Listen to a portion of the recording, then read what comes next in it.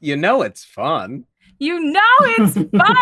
It's fun. Welcome back to Generation Fantasy. Hello, we missed you. We're back, oh kiddos. my gosh, it's been 2 weeks, but it's felt like 2 years, an eternity since we've been in the great town of Jenkins, Nebraska. Hi, hello. If you've never been here before, this is Generation Fantasy, a 5e homebrew campaign that takes place in Jenkins, Nebraska. Everyone knows that's the most magical place on earth. Disney, don't sue me. They will absolutely sue us. They don't. They can't trademark that phrase. Yes, they can, and they the whole probably sentence. Have. Yes, just saying the D word is bad enough. Are you saying that Disney is not powerful enough to affect copywriting laws so that they can hold on to their own property? Masood's not afraid of Disney. Are you not kidding afraid of Disney. I think we can only say it like 5 times before we're in trouble. I'm so scared. Masood is going to hear like a pounding at the door. I've been working out for 2 months. Come at me, Walt. I'm ready. Jesus. Oh boy. Wait, Carlos, what page are you on? What? Are you spoiling my map already? Oh, am I? I don't know. I just loaded Go up. over to the calendar. Okay. Go to the calendar. I don't pay attention to what you do player here. do. Come on. Yeah. Hey, before we actually went live, I believe we were having a very important discussion. Yeah, I wanted to do a segue. Real quick, raise your hand if this is you. Hey, that's TK. They use they, them pronouns, and they play by you. Hey, that's Masood. He uses he, him pronouns, and he is playing Ken Vanderbilt. Hey, that's Alani. She uses she, her pronouns. She is playing Kaya, and that's Carlos Luna, he, him pronouns, and he is playing Omo. Those are my dear friends that we're going to be playing with tonight, but normally they would introduce themselves, but instead of that, we are now going to take this time to rehash an argument that we started having before stream. I burped off mic. And that is whether or not farts or burps are more inherently offensive. Well, hold on. It's twofold. So it's not just offensive. Oh, are you taking your stand right now, or are you going to come? Yeah, no. The scenario is: would you rather be in a room with someone that just keeps farting or someone that just keeps burping? That's the scenario. Ooh, that's the scenario. Yes. Okay, that's a little different. That is the sides of the room is just just like about doing on mic, or which one gives you more money on OnlyFans. No, or which one's more? It's the same room that you're in right now. Okay. Yeah. Okay. The same room that you're in right now. You're sharing that room with someone else. You can choose whether or not they fart all the time or they burp all the time. Burp all the time. Burp. Can you smell both? Is there a window in this room? Yeah, there's a window in your room right now. Yeah. Yeah. Do they both have scents? They both have the typical scent of a burp and the typical scent of a fart. So it's not just like a crazy fart or a crazy burp. It's just like a typical like, oh, I burped. Like, oh, I farted. I just feel like burps have less spread. You say that. I will tell you this. I was a monster at a different point in my life, and never mind. I'm not as bad. Once I tell you the story, you'll understand. My friend was like laying out, and he went to yawn, and so I burped, but I didn't blow out the burp, except I went, and I blew it into his mouth. What's wrong with you? His mouth. What's wrong with you? Like an anime. You get whatever you deserve for the rest of your life. For the rest of your life. I'm gonna kill Ken today. None of us are gonna be sad. You don't ever come back from that, Masood. I'm sorry. I don't think I can. But I think it is the worst thing I've ever done. It might be up there. It's so intimate. It's pretty bad. So what does everyone got? I'm burp. I'm team burp. I'm team fart Is for worse? my own connection to burps alone. Would you rather be in a room of burps or farts? I think I'd rather be in a room of farts. I think a room of farts really because here's the thing, burps are so obtrusive. They're so like if we're having a conversation one-on-one, I think what's that? No, we're gonna play that game where I'm like, oh, what is that? It's like, okay, I don't know, I would like to make my argument now. Okay, please. TK, let's hear it. Yeah, the floor's open. Look, the reason that you can smell a fart is because those poo particles have gotten into your nose and are being carried into your nose. I can count on you for so you are actually inhaling like Poop. particles. Yeah, you are pro poop juice in that moment. Yeah. Yeah, that's Oh, why. God. That's why toothbrushes are disgusting. Close Mm. the toilet when you flush That is because that it is very true. aerosolizes the toilet water. Okay. Anyway, that's why farts Hmm. smell like. That's one of the reasons why farts smell like so bad in the shower is because they aerosolize with the steam, and that steam like carries it into your nose. You gotta meet my friend Good TK. They know a lot about They poop know a lot farts. about farts and the chemistry of farts. Welcome to your mid-30s. Okay, Katie Mae, you're the last Yes, one. You're the poomist, exactly. You're not the tiebreaker. I'm gonna be in the Imagine- room with someone who burps. At least I could Yeah. identify the food source, and that would be a small but grave comfort in that That's time. fine. That's Yeah. fine. I'll be in this room alone, Team- farting it up by fart myself. over there. You know what? More Deep fart room. power to you, my dear friend. Team fart. Honestly, me alone in the room just farting, honestly, that's like my typical day after some Enjoy dairy, your so it's pink not too eye. different. Yeah. Ugh. What did the chat say? I just opened the chat now. I Oh didn't get a yeah, chance to say.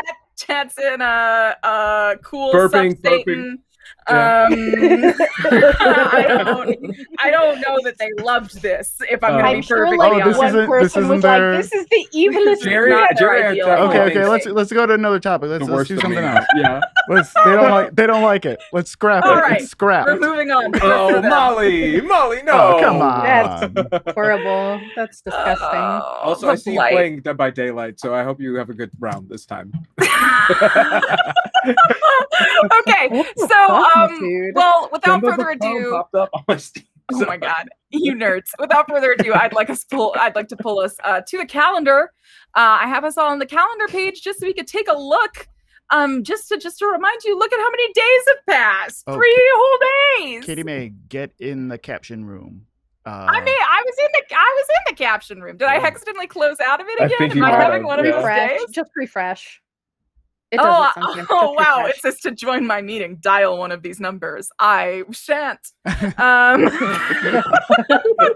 Well, I it's choose time- violence. It's time to fight for your right for inspiration, which is what we do every week as the players argue for their right for inspiration based off of their actions next week. That last week, not next week, lol.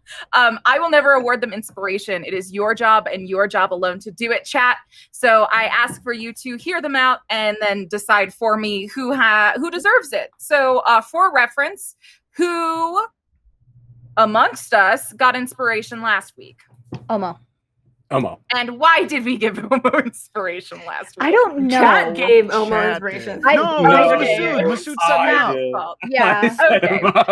Even though I well, want to remind no, everybody 'cause that it I was- was told not to, but Masood can Yeah, do That's it. true. I used Oh. literally all my points. I have only Use all my a minuscule amount. It's Here's not the- my fault you're point poor. I did no, it was for the bit, and I will wholly and ultimately admit it. Carlos love said, this. "I I don't love want this to win energy this right week." now. I'm all for it. That's It's new. somehow like hyping me up. I wish like every day before work there was like you guys just got on calls and just fought because like I feel so motivated to do work I'm right not now. even fighting. I'm dodging. I'm like dodging and Therapists reaving are out here. crawling out of the ground right now to really unpack that with you, Carlos. Yeah. TK, will you run timers for me while I get this poll Yep. set up? I got All you, right. Which means that TK, I'll let you choose who goes first today. Solani. One sec, because All I was right. already clicked on her. So All right. Well, Solani, Perfect. it looks like you're going to get to argue for Kaya, our beloved first, why she deserves inspiration for her actions last week in 30 seconds or less. And those 30 seconds are going to start in 3, 2, 1, go. Kaya deserves inspiration because she identified the Enstruments archive and the Enstruth harp, and she graciously allowed Kent to take the harp. That's so true. Okay. All right. Then let's do Kent next. Kent, Okay. why you deserve inspiration for your actions last week in 30 seconds or less. And those 30 seconds are starting in 3, 2, 1, go. Kent had successfully got the group out of the Zelda's apartment after gosh, what was his name? Igor? No. That's a good name too. Yeah. I can't remember the name, but the like hitman for Kent's mom showed up at. Oh, you did. I'm so sorry. I'll check it in a moment, but my time's running out. And so and then got him away, and then drove to the next location. Ivan Brovansky when he showed up there. Yeah. So Kent got them out of that dangerous situation, and also got them to meet what looks like a resistance. Ooh, we'll find out.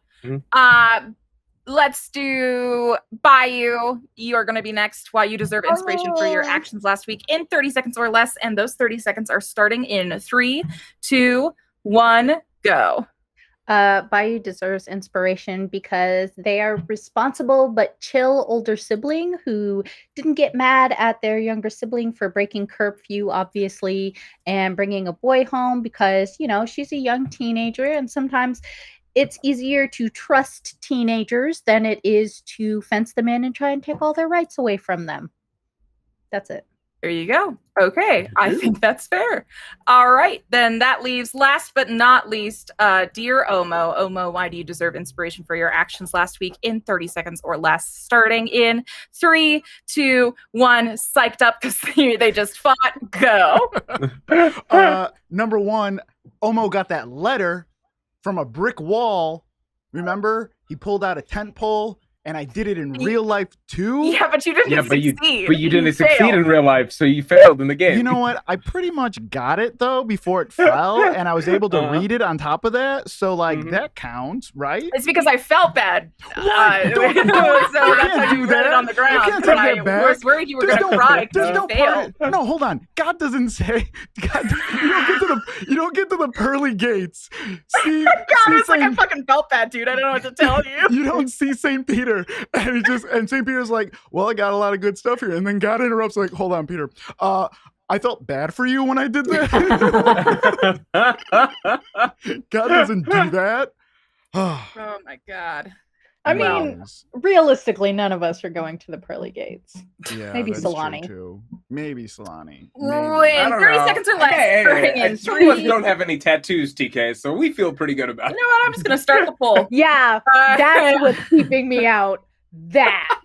Yeah. All right, the poll's going, guys. I guess that Robin, right? Carlos used his 30 seconds to do a bit. No, if anyone was wondering, that was I was trying to make a deep reference the last time we talked about tattoos, and the was that only TK is the only one out of us with any tattoos. Oh, right? I forgot about that. Yeah. Huh. It is funny that that would be the thing though, because I have done much worse. I have done some really terrible shit. I burped into a person's mouth. All right, I think I pretty much guaranteed my place. Also, before we, of course, get into it and get wily, is there anything that the four of you would like to talk about what happened last time? Is there any plans you would like to make? You have very few moments left before Mr. Toad's Wild Ride starts. So now's your moment. I think, did we let Bayou and Omo know that we were at the Honey Locust, right? If I recall? Yes. You sent a text texted to Bayou, but I don't know if Bayou's received it yet. Right. Because I did receive it, but I did not text back yet. Okay. So I'm assuming they're on their way. Hopefully, we'll see. But you all are also traveling. Elmo is in a headlock. Right? Oh, right.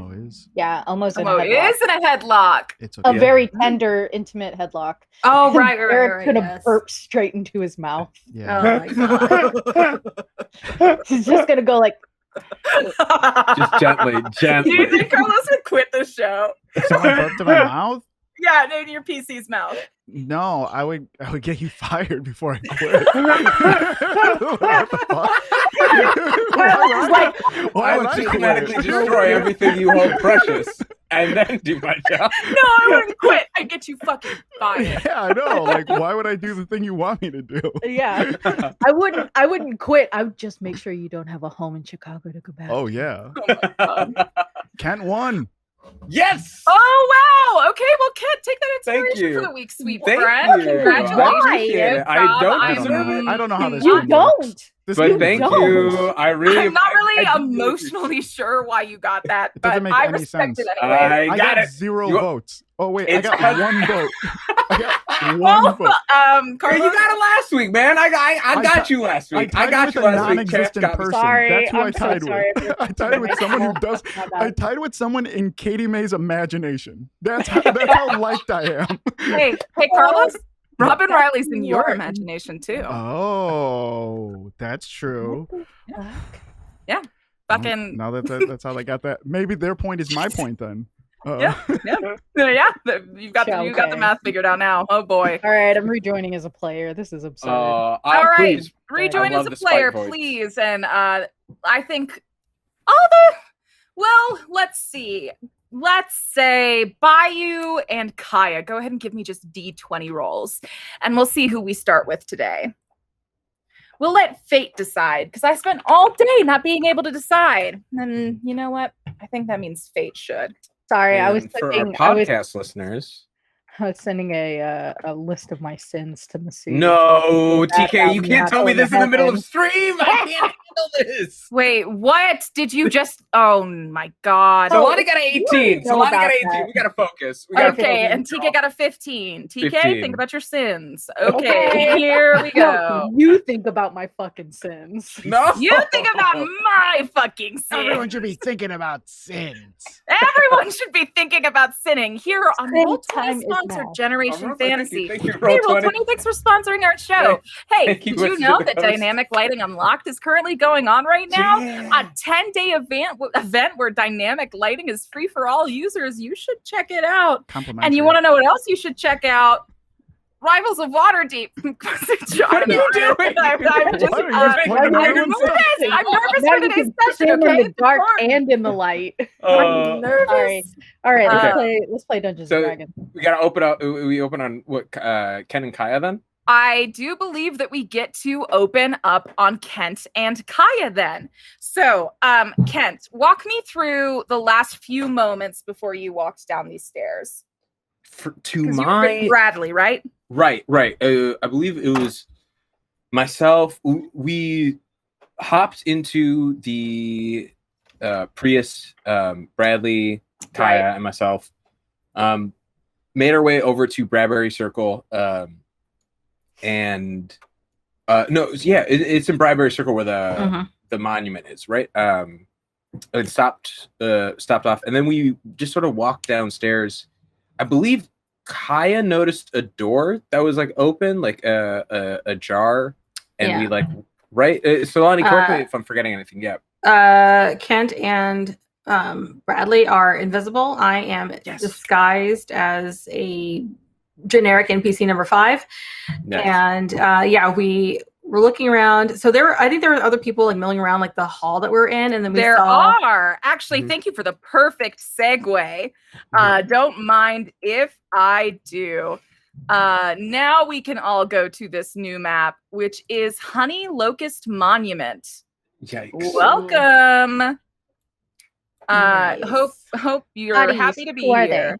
Who the I'm rejoining as player for you. Are these teenage hotties? What are these? These are you don't know.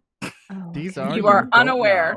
Yeah, but they're adults, right? Can I say I'm standing next to my main man Chase. I can't. That's Bradley. That's Bradley. But yeah, my main man Bradley. Chase is actually gone. The last time you saw Chase, he was leaving with Sunny to go do some sort of investigation on their own. They didn't seem very keen on yours.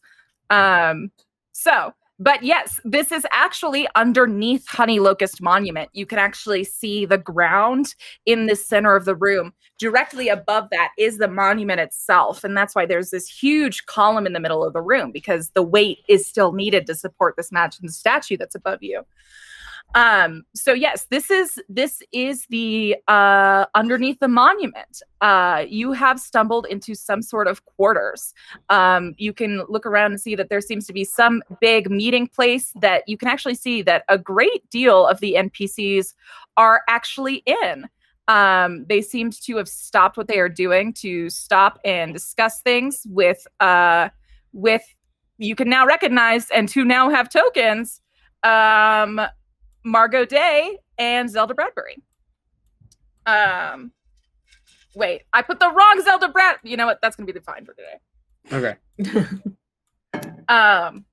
So you can see that there are quite a few NPCs here. I'm gonna keep adding a few more to the map for funsies, just for me. And this seems to be everyone who is here. And you are where I believe we left was you listening in. I assume that we are still doing that.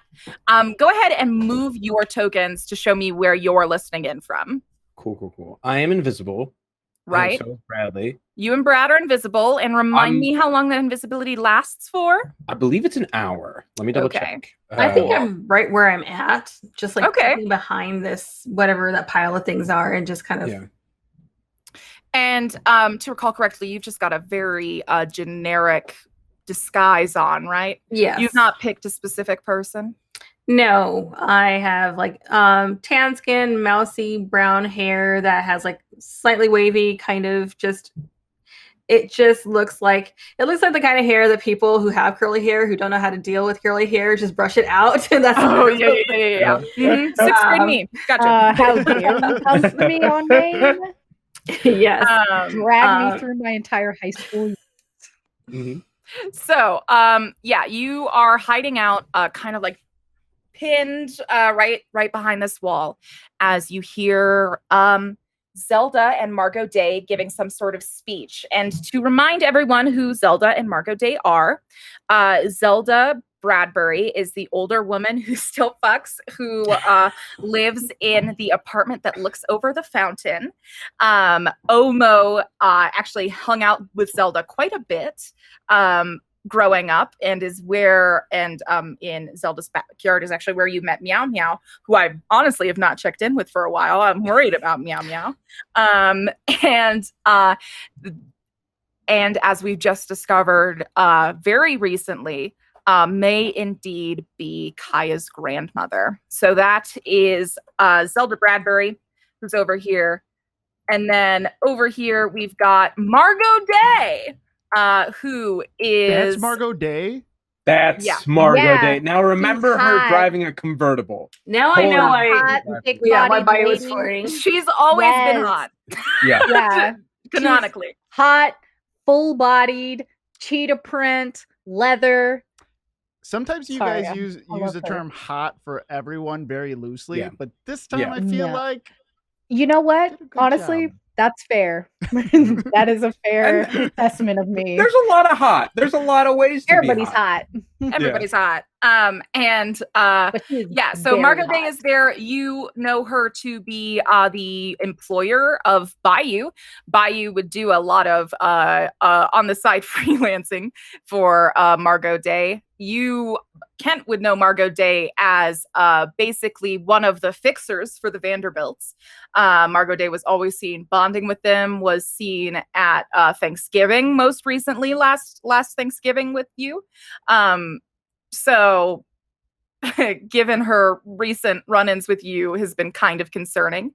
And so they seem to be giving the two of them this pretty big speech. They're talking to, I think there's about 10 people over here. I'm not going to put 10 random people on the map, but I think there's about 10 people over here, and they are all listening very intently.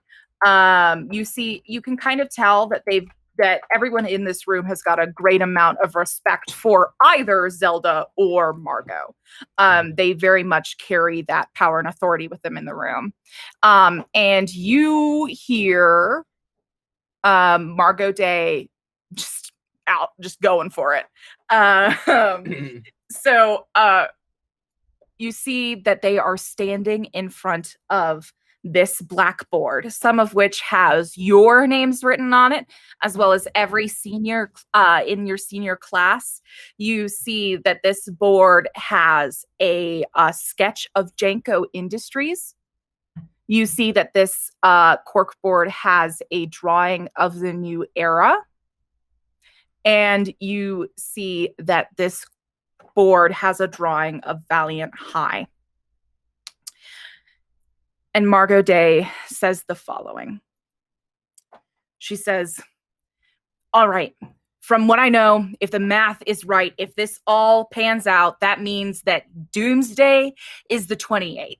It's the last day any of them turn 18, and we don't know what happens past that point. We have to be ready for it, right? We're doing what we can, but when your enemy becomes unpredictable, what do? I thought we were at war with just outsiders, but after today, I am completely sure that not only are we at war with outsiders, but we are also at war with the Vanderbilts and the McAllisters. And you see that Margot gets kind of frustrated, and she clenches and unclenches her hands. From what I can tell, yes, they are both aligned with the outsiders. And I think, and Margot Day kind of looks at Zelda for permission to say the following. And Zelda pauses and considers for a moment and then nods and says, okay, so here's what I think is happening. I think that they're taking what is ever in that unknown serum, and I think what they're doing is they're taking it and they're using it to synthesize some sort of poison that they can then administer to every citizen in Jenkins, Nebraska, that will make every citizen more susceptible to the outsiders' mind magics. I'm not 100% sure, but I think that's why the Vanderbilts wanted me to track down those vials so bad. But we know what's happened with that, and we're dealing with that. So, I just... and then at that point, Margot seems to run out of steam and kind of pause and take a breath. And Zelda sort of speaks up at that point and says, well, I think everyone here is fully behind you, Margot. I think that the watch schedules you've made for the kids have been good. I think that you're collecting as much information and materials as you can. Margot, I think you're doing this right. We just got to make sure that we don't lose any more numbers and that everyone who's here stays safe. Everyone sort of nods amongst themselves. Just a quick double check for the notes. It is the MacArthurs or the McAllisters. So the McAllisters. Oh, sorry, it's MacArthurs. Wait, okay. Who are the McAllisters? Are those the fucking family in the Home Alone? Yes. I think so. Yeah. Kevin McAllister. I'll have no peace. Yeah. Okay. Yeah. But now we're doing. Yeah, I'm just. My bad. I went to the website right away to check. I was like, I just wanted to make sure it wasn't anybody that we hadn't met yet. Yeah. Okay. No, it's MacArthur's. Okay, so it's the MacArthur's. Cool. Yeah. Cool. So Zelda sort of nods and says, all right, so any questions from anyone? And you see someone raise their hand in the back, go, all right, so you're telling me that even though the Vanderbilts and the MacArthurs are the problem, I see my name 10 p.m. tomorrow. You mean I have to still protect them with my life? And Margot says, yeah, with your goddamn life, Craig. You heard my orders. If they're indispensable to them, they're indispensable to us now. I don't give a fuck how you think about them. Do you care how many you haven't even cared for a moment how many years I fucking spent kissing the Vanderbilt's ass so that I could make sure that your ass was sitting on this bench alive right now, Craig. So when I say, yeah, Craig, you're gonna watch the Vanderbilt tomorrow, I fucking mean it. And if you speak up in a meeting again, Craig, you're not gonna be at the next one. Is this Craig? Is this Craig right here? Yeah, let me bring up Craig. Please. That's right. Oh, Craig. Craig. Oh, Craig. Come on, Craig. You know better. You know better than that. Craig. I know your audition for Silicon Valley didn't work out, but seriously, Craig. Just No, you're right. Come on, dude. Seriously, Craig. Just No, useful. you didn't get into improvised Shakespeare. No, that doesn't mean you can hate Poor women. man's Jim Halpert. You can kind of tell that Margot's not too fond of Craig. Yeah. But after that, everyone else seems a bit too afraid to ask follow-up questions. Fair. And so then Margot kind of nods sternly and says, all right, we've got tactical at 12. Let's get breakfast going. Training, Craig, if I don't see you put in at least 4 hours on bow and arrow today, I will keep you up all night. Does Craig make a joke? Can you roll to see if Craig makes a joke? Oh yeah, I'll roll to see if Craig makes an inappropriate joke about a woman in power. He does let me not go know ahead how and to get read a room, that roll in there. Does a man make an inappropriate joke about a woman in power? And the dice says 2. Oh yeah, he does. He says, "Yeah, you will." And then there's about 3 to 10 minutes of stuff that cannot make it onto twitch.tv/D&D. So I guess Craig's corpse now lays on the battlement. Craig's getting an earful. Can yeah. Like I would love to like. Yeah, so the meeting is dismissed. You see everyone kind of like begin dispersing. Yeah. You are now sort of getting a feel for it. You can see that there seems to be some kind of like almost forge-esque thing with an eyesight, and you can also see that this hallway right in front of you has been made into a makeshift training station. This thing on the ground is like 4-inch like wide padding for people to do sparring on. Gotcha. Like almost like a wrestling mat. Yeah, sparring mat. Exactly what it is. Okay. You can kind of see that you're close to the bathrooms, but you can now see that people are walking around, which means Kaya, the odds of them noticing that there is an outsider here is about to go up drastically. I'm going to duck into the bathroom into one of the stalls. Okay. Who's invisible right now? Ken and Bradley. Ken and Bradley are invisible. Let's get so Kaya is going to telepathically ask Kent, do you recognize that dude Craig that they were talking about? You can't reply to me, but like, can I make a history check based on it, or sure? Roll a history check about Craig. Yeah, let's take this off you. Let's put it on the die. Okay, I got a 12. 12. Well, Craig is actually one of the recent intern hires at the New Era. Oh, I know that guy. He works at New Era. Come in the bathroom. Oh, okay. I'm sorry. What guy are you talking about? Don't worry about it. I've been holding Bradley's hand this entire time because he's invisible, and I cannot. Or you would lose him, then it would be a disaster. Absolutely. Take him into the bathroom, and it's like, okay, Kaya. Yeah. Kaya, which one are you in? I just tap on the wall of the one I'm in. Okay. Well, it doesn't matter because they can't see us, but Bradley and I are here now. So it seems like these people might be our friends because they're against Bradley and my parents. Bradley, by the way, I told you we can't trust your parents, and it seems like we can't. Seems like a genuine miscommunication. I really look forward to making this clear with my parents. Okay, you want to put some money on it? Yeah, what, 1,200? Let's say your family 1,200 is this, and if I'm wrong, my family fortune. I will telepathically tell Bradley, you cannot tell your parents about this place.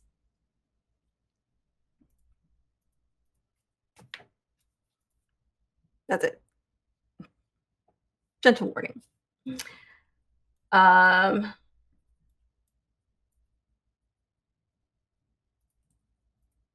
right. You are in this bathroom. You hear the hubbub of activity happening outside. I think it's just like a debrief where I'm just like, well, before anyone can get there, I'm like, Bradley, stand guard by the door, and if anyone comes by, let us know. Also, Brett, don't move. Hold out your hands. And I hand him the harp while invisible. And I was just hold on to it. Yeah, but you can't see it because we're both invisible right now. What am I holding? It's a harp. Don't play it. Don't play it. Don't play it, Bradley. Why are you giving him the Bradley, harp? don't. I thought you said heart, bro. I was like, this is not sticky. Okay, no. Harp. Okay. What do you want me to do with it? Do just hold on to it, and if things go south, is there like a case I can put it in to make sure I don't accidentally? You hear the sound of the bathroom door opening. For everyone, give me dexterity saving throws to make it to successfully like pin yourself up against the wall to not hit this dude. I would rather him hit me if I can I help Bradley with advantage or like use Mage Hand to like quiet the strings so they Yeah, don't well, make I'm a gonna roll sound? for Brad, and we'll Okay. see. We'll see how he Okay. does. If there's any way to help, I would instead of rolling, I'd rather give Bradley help on this. Well, good news is that I have all of the other sweet seniors statted out. So okay. All right, dexterity saving throw. Brad, how we doing here? Got a 15. 15 for Brad. I think Brad nails it, honestly. Okay, cool. Everyone's surprised. Also, hey, I know that these are Roll20 default tokens, so I shouldn't say this. Keep thinking that's a vagina on screen. I keep being like, good on them for notating where the clitoris is. Yeah. And then I just keep going, trying to be a DM. We are late night, Katie Mae. I don't know how late night we are. Oh my god. You know what? I'm gonna keep going until we find I out. think you So, keep going. what are the dexterity saving throws from the other two here? okay. That is a Kent dexterity. So 19. 19. Ooh, okay, 19. I think you nail it as well. I think you kind of like half hop up onto the sink to make it happen. And Kaya, let me see your dexterity. I'm in the stall. Yeah. Oh, you are in the stall. Then yeah. I have a follow-up question. Are you closing the door to the stall? Oh, of course. I have closed the door as soon as I went in right? there. Okay. There'd be no point in hiding in a stall if you're just going to leave the door open. Right. But you're not invisible. So it's not going to be like this guy is like, why is nobody in this stall with the door closed? Yeah. Yeah, okay. So you see a random man to you at least comes in, sits down in the middle stall, and is there a 2-minute long montage of discomfort? 2 minutes. Wow. I think at some point Kaya's going to fart loudly. Okay, after that 2 minutes, the montage is over. We shall see if he prefers to be in the bathroom with farts or with burps. But it's actually at this point, Kaya, you are sitting in the bathroom stall. You've just let out this huge fucking fart to try and get this guy to get the fuck out of here. And your phone buzzes. You've gotten a text. I will check it. All right. You see a text message from Chase. Also, It says- good revolution for having unisex bathrooms. Good job. I know, right? What a gamer revolution here. Honestly, just kind of makes sense, really. Yeah. They say we're woke here. Now die for me, please. Anyways, now, Kaya, you get this text message from Chase. Chase, who last you saw was leaving the Vanderbilt mansion with Sunny. This text message writes, "Hey, Kaya, excited to turn in our chemistry paper tomorrow. I just need you to have the section on Elex aquifolium. Sunny and I are on a field trip to the planetarium today. It's out of this world." Can I do an insight check to see if there's a coded message? Because I don't Yeah, talk go to ahead. Chase that we ain't that close. Well, Kaya, the first thing that really does jump out to you is that you do not have chemistry with Chase, and there is no planetarium in Jenkins, Nebraska. Yeah, I was like, about I to didn't know say. fucking planetarium on the map. What the fuck? What does that mean then? Is there a place that could be referring to? Can I figure out if there was a place that might be referring to? Go ahead and roll an insight check. Insight check. Get it. It's a big 15. 15. Big All right. money. You can tell that this is some kind of coded message. That's pretty easy to tell. I'm going to go ahead and read it all for you, and then you as players can have a conversation about it. I think that's what that 15 insight unlocks, is your communal hive brain speaking on this. It says, "Hey, Kaya, excited to turn in our chemistry paper tomorrow. I just need you to have the section on Elex aquifolium. Aquifolium. Sorry, I pronounced it right. Aquifolium. Can you type that into the chat so I can Yes, see what I it will looks put like? that exact word. I think what happens is Kaya will telepathically tell Kent exactly what it says, and then she will actually like copy and paste and text it to Bayou. Yep. This All shit right. came from Chase. I've put WTF? it in chat, that word. Sunny and I are on a field trip to the planetarium. It's out of this world. What does that mean? Question. Now, go ahead and talk out of character. Out of character. About how the four of you feel about how long this does your letter. telepathy work for? Because if we still have a link, we could talk through our minds while this dude is The pissing thing is, away. I don't think you can reply to me. Oh, okay. I can tell you things. Okay. I can speak telepathically to any creature I can see within 60 feet. Communication does not give the creature ability to respond telepathically. I see. Okay. Shit. Is this guy still in here or is he left? The guy's left, but Bradley's still in there. Right. Okay. Well then after the guy leaves, I'll be like, okay, so whatever Kent and Chase are doing. Can I just say, sorry, before you continue your sentence, can I say that you're peeking over the stall down at Kaya? Can I just have that image in my head? You're just standing on the next I just I pop up so on. thing to think about, but you're completely invisible also. It's just like you just see my handprint on the thing. Yeah. Yeah, exactly. That's freaky. Okay.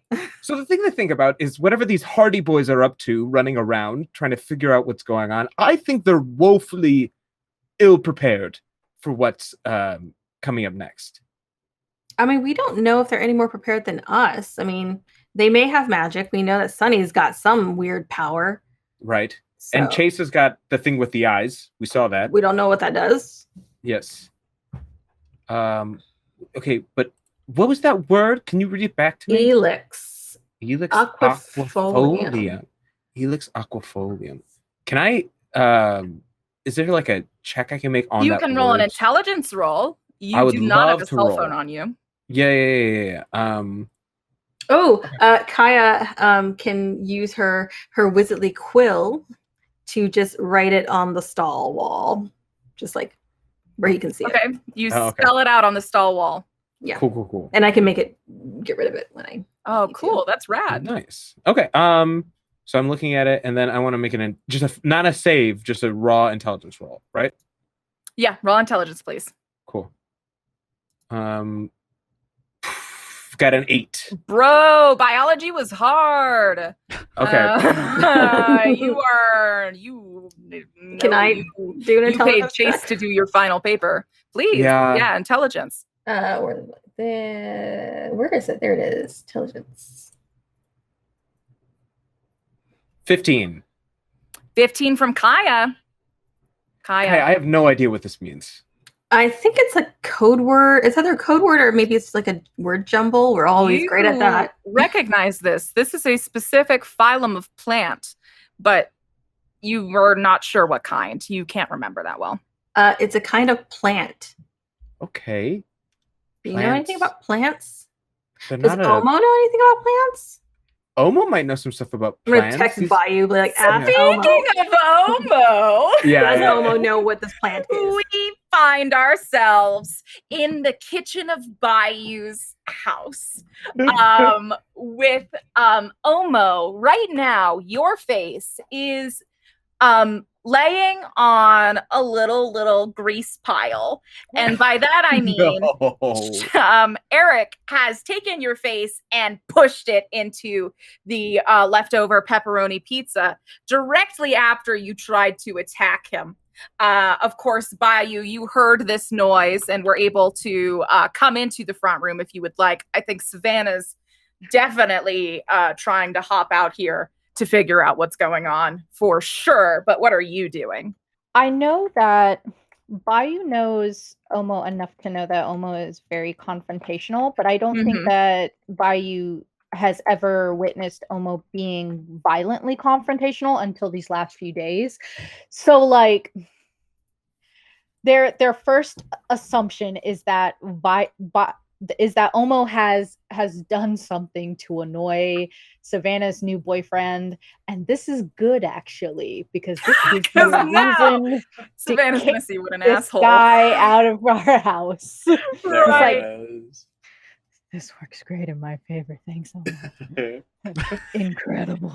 Okay, so you're trying to like disguise a smile as you're arriving over here. Yeah, but he's like coughing, like yes, excellent. And Omo, what are you saying as your face is being pressed into this sweet, sweet za? What did he say before he took me down? I think he literally was just like, whoa there. And then like did this effortlessly. Hey, buddy. Because remember, if you'll remember, it was an extreme amount of like very educated skill that like it was literally like and it just switched to you no longer being in control of the situation. A very intimate pretzel.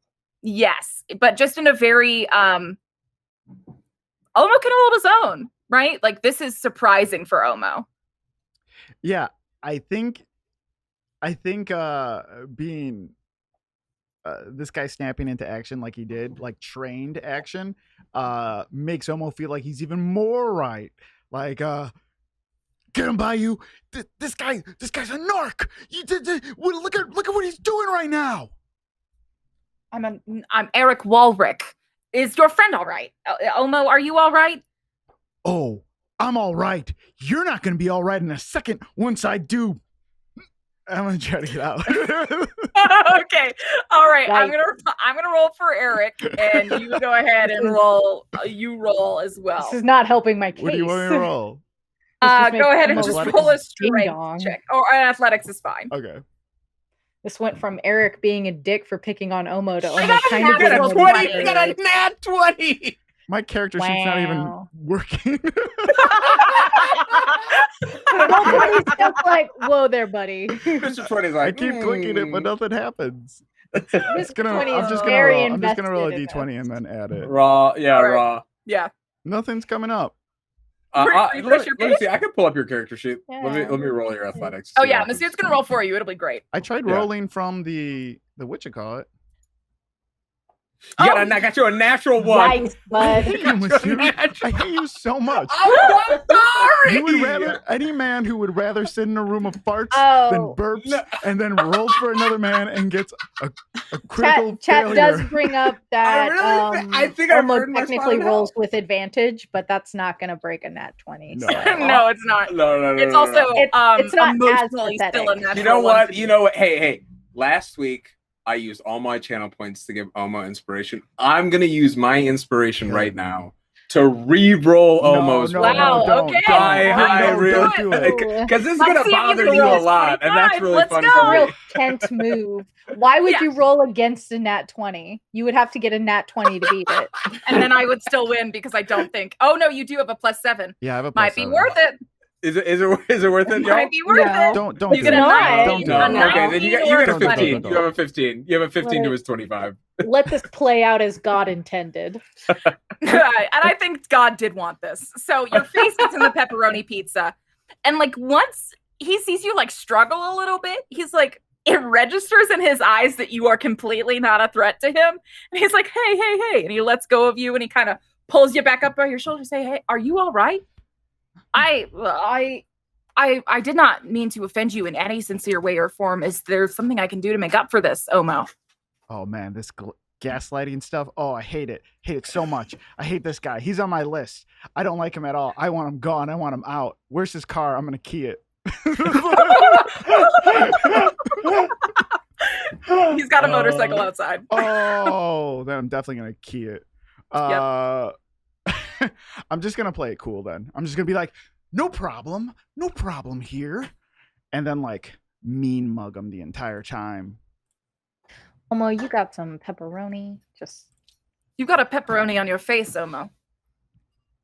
Just peel the entire half of a pizza I know off. what I have and what I don't have. Pepperoni falls off my head. Savannah says, hey, wait, I'm sorry. Omo, did you attack Eric? No, I tried to make a citizen's arrest. Did I try to do that? No, I Excuse was me? just like, he came after me, right? Like, No, you came after him. You went after him. You tried to be like, No. listen here. but he was like, he was He's asking you questions about Yeah. your real name, yeah, about which your- I You're like, didn't your- like. no more questions. I'm very suspicious of him. I don't like him. about your Well, legal name. Savannah is still mad. So Yikes. I'm suspicious really of him. hurting. Is probably not going to be good enough for Savannah. How much do we Yeah, know almost- about this guy? How much do I know about you, Omo? You're inside my house and you just tried to assault my I see you like my every friend, day. my yeah, well, guess what, Omo? That's not good enough, is it? And Eric at this point says, I did not mean to cause a fight between you two. Omo, I completely respected. All future leaders have to keep in mind that, being able to suss out a person of bad intent before anyone else is a very important thing. And I think that's respectable. I know that your read was slightly wrong this time, but I think it's a skill you should still be honing. And Savannah, this is nothing but a silly instance we can laugh over in the next 3 years. What do you say? I'll kill you.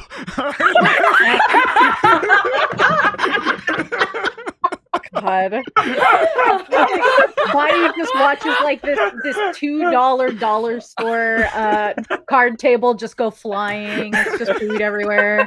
It's just like gonna break the kitchen counters. Like they're cheap. It's gonna break. Yeah. I don't know why. Everything's made of plywood and sawdust. He's too smug. He's a little smug, right? He was smug. Yeah, he's a little too on, dude. And that's why we gotta take him out. Yeah, I don't like him. But I'm not gonna say that. He is very upset.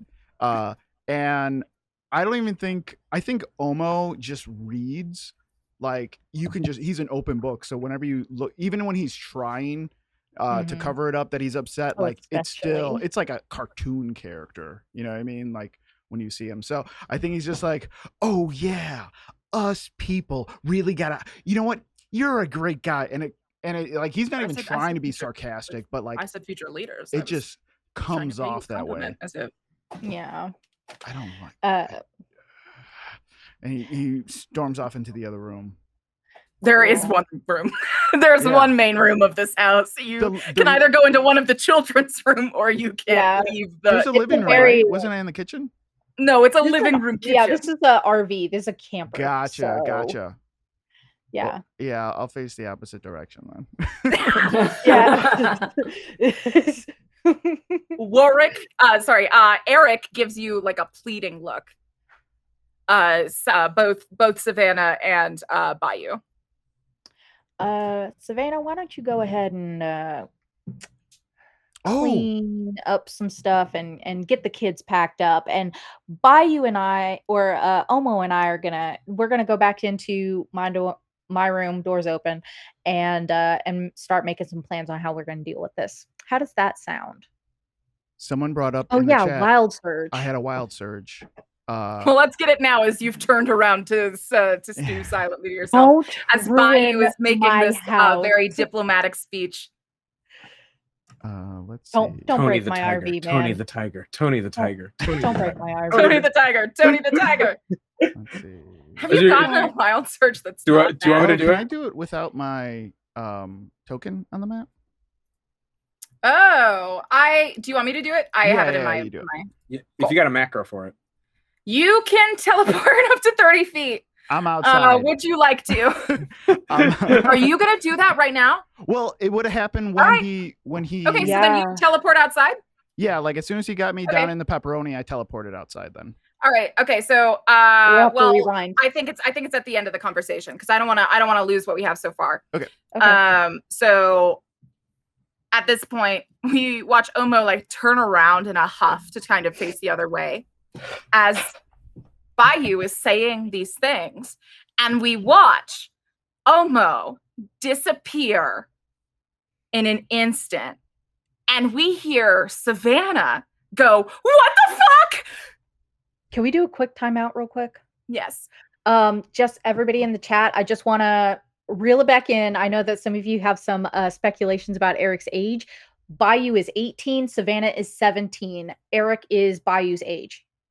Eric is 17 and a half. Yeah, he's like 17. They're a couple months apart. He's not a grown ass man. Yeah. No.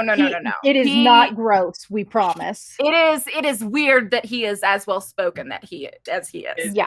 And it's weird that he's not in school. Like we would have seen him in school. I think that's the thing. He got his noting. GED. My plots won't feature rapists. Yeah, it's not going to be gross. That's all I have to say about that. So I just wanted to go ahead and put y'all at ease. He is our age. Yes, and I have a token for him. That's why he's not in school. I know that we're on the wrong map, but I don't have one. We should make one for Bayou's place. That'd be fun and cute. That would be cool. Let me grab my little Eric token. I love it a lot. Give me a moment. Okay, let me bring him over, even though he has no Savannah's business only being a here. year younger than you. Yeah, Ooh, because it must be really weird. Then Bayou is the one in charge if there's only a year between you both. So Yeah, this is- exactly the this way I is- imagined he looks. yeah, this is Eric. Ooh, I don't like this Edward Cullen looking ass. Yeah. Exactly yeah. what I pictured. Why is his Get out of my clavel face. so shiny? His clavel's very shiny. Yeah. He's dewy. He's a dewy boy. He's a Dewey boy. Because the sun is out, Masood. Oh, and the Shimmery. Casper ghosts, they shine. I see. Yeah. All right.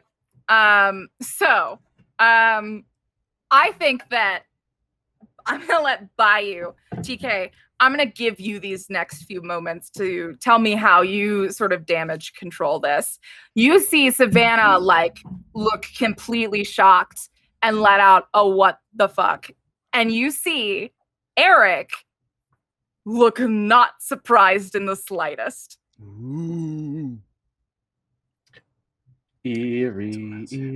He's a spy. Just sort of a He's here to spy on you and your family. just sort of a on his just a simple raise of the eyebrows. So everybody in this room definitely saw Omo just vanish. None of the kids did. The kids are in the other room. Yeah, that's fine. They're not in the room, but everybody But in Eric- this room. Yeah, Eric, Savannah, and you. Yes. And there's like clearly no getting out of that. Like they definitely saw that. I can't gaslight my sibling, first of all. I can No. physically, but I won't. Yeah. No, Savannah definitely saw that. I gave a Carlos a "Are you sure?" and it happened. Bayou kind of just like taps a black and mild into their hand and is like,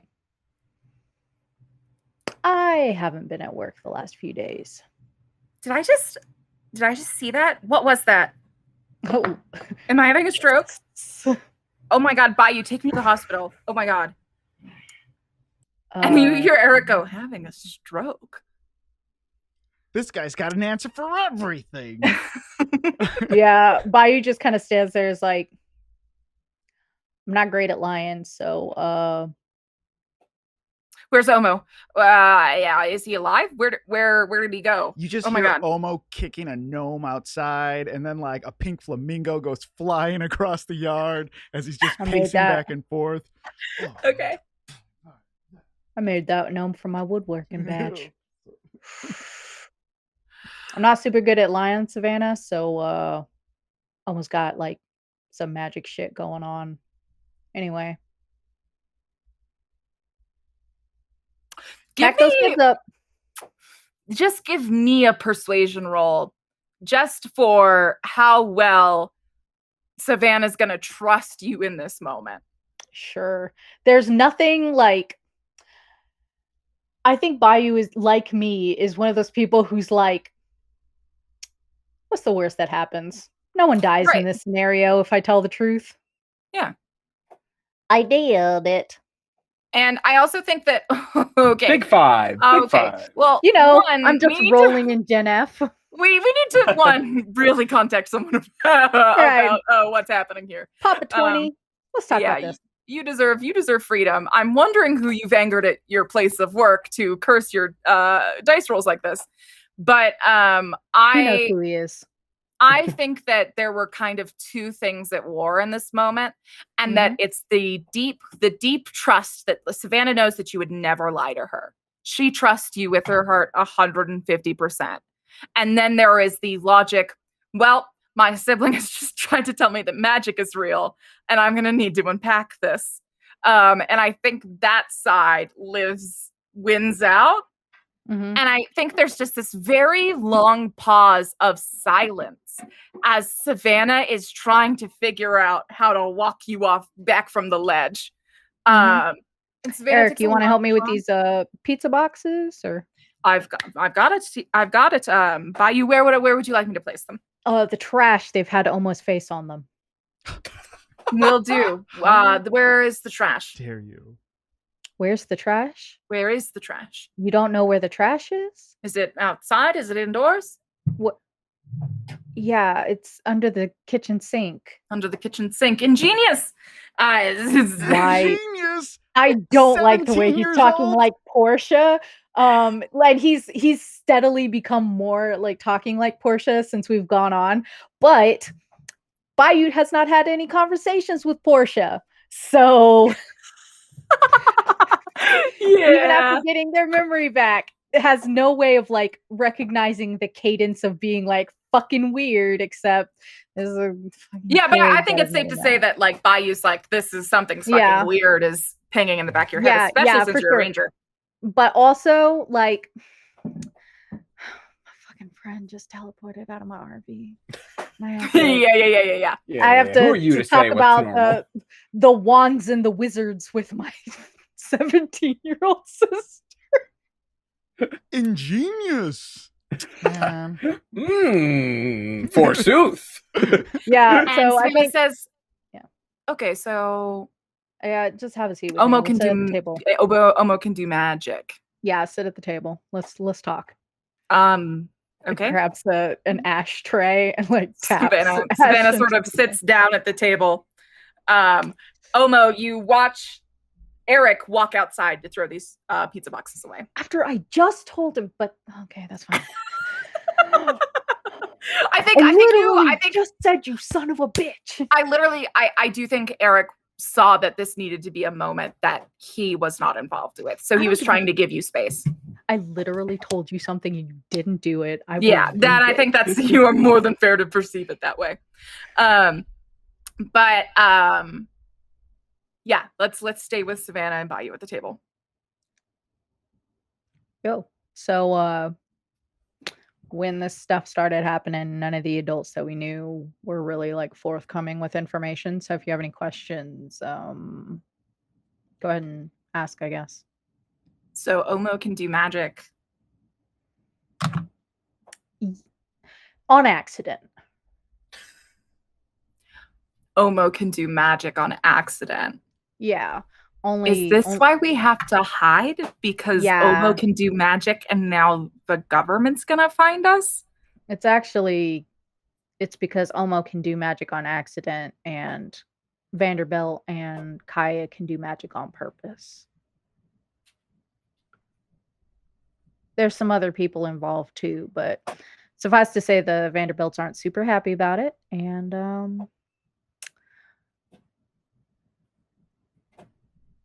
I'm just going to start from the beginning. And I'm like, all right, so this night we went and we fucked around in Valiant High.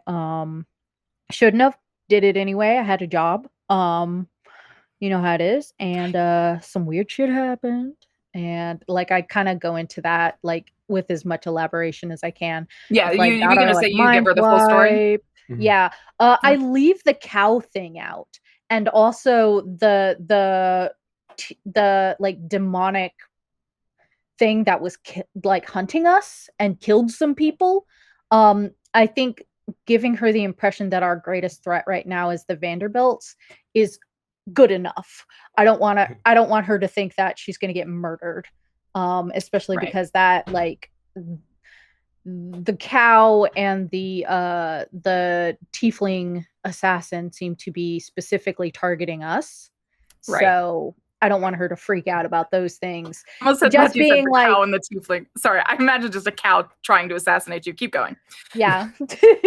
Yeah. So I mostly the highlights that I give her are that we found something that we shouldn't have in Valiant High, and the Vanderbilts are upset and coming after us.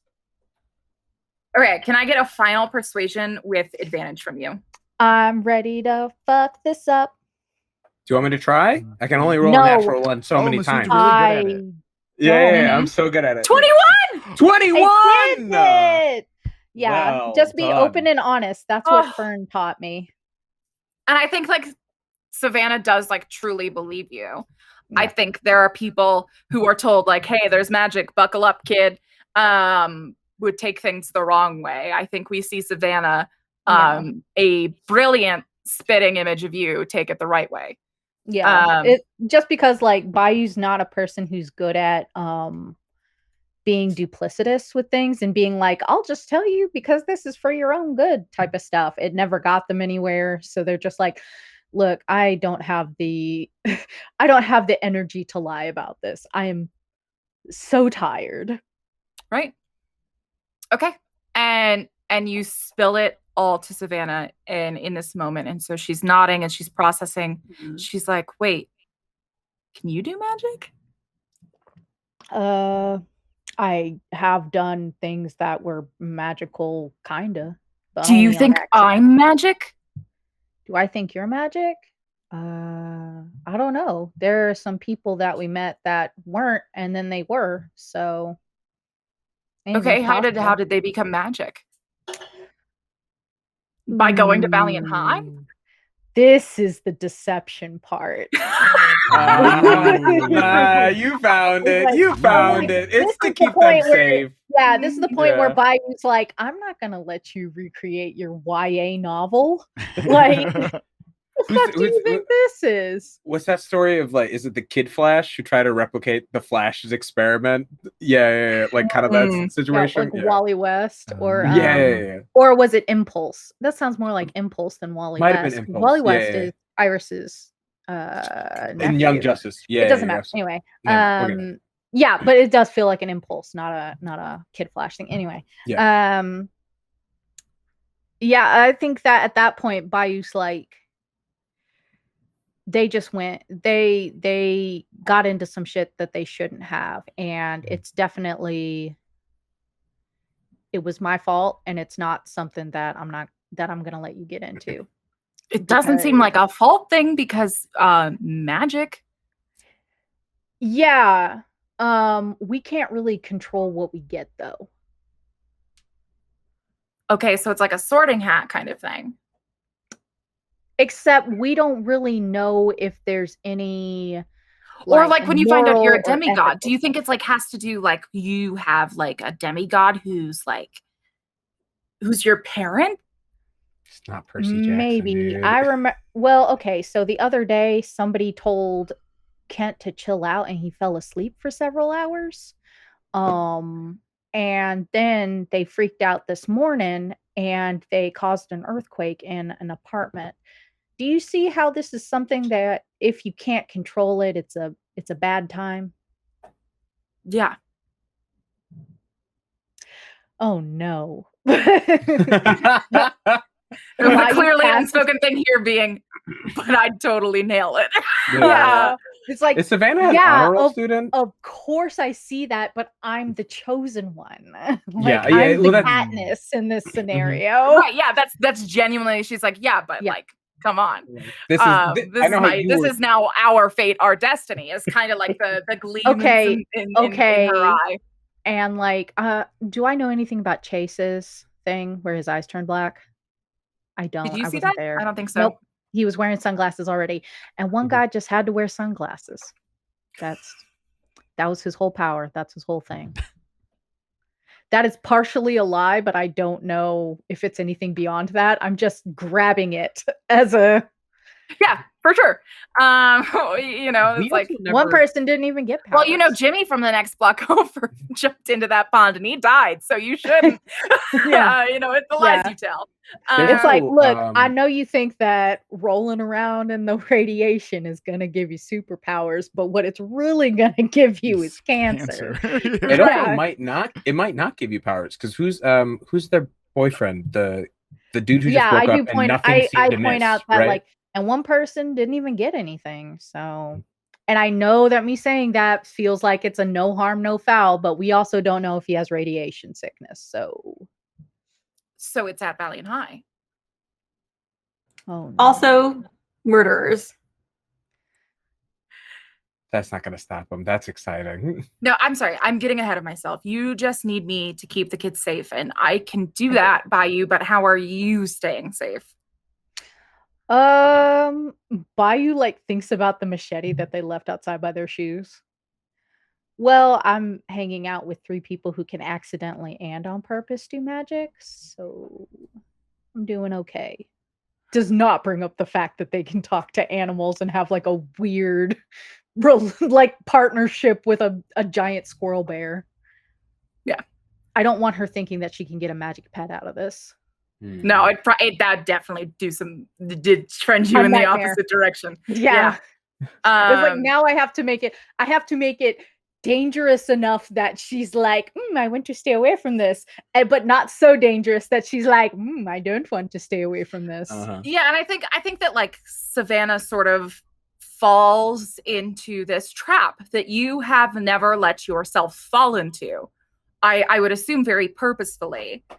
And it is that foster kid, I've just been waiting for adventure to find me moment.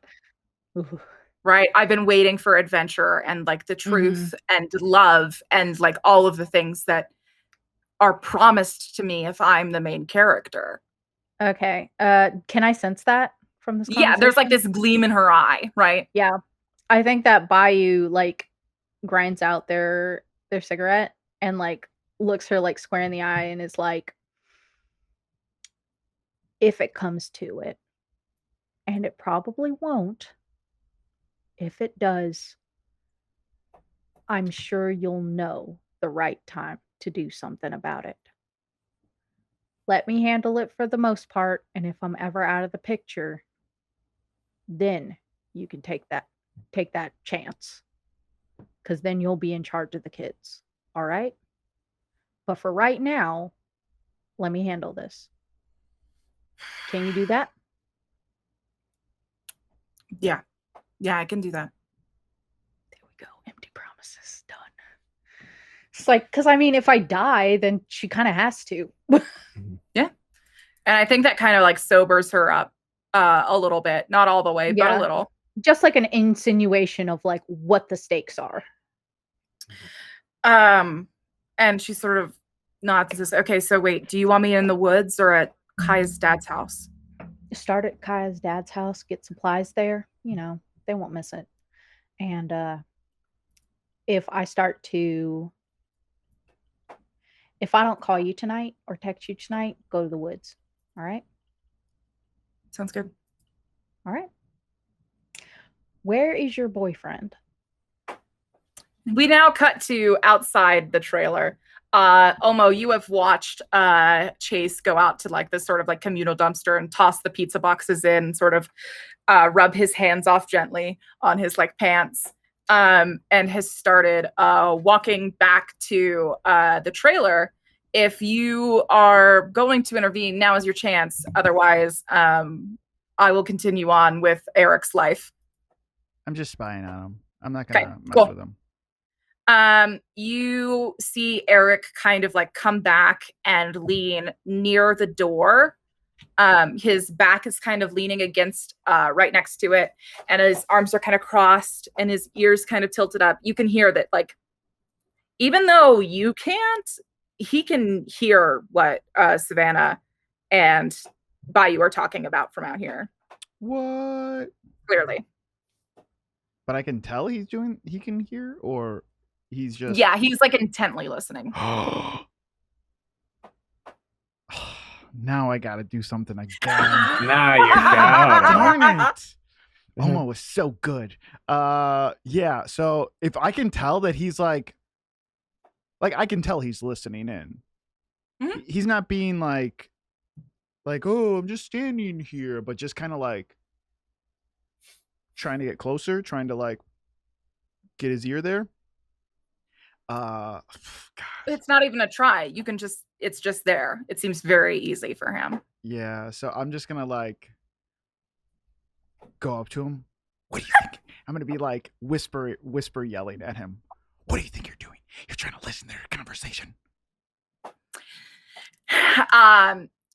Eric looks at you and you can see some contempt building in his eyes. He's been very patient for you, but you are beginning to push him.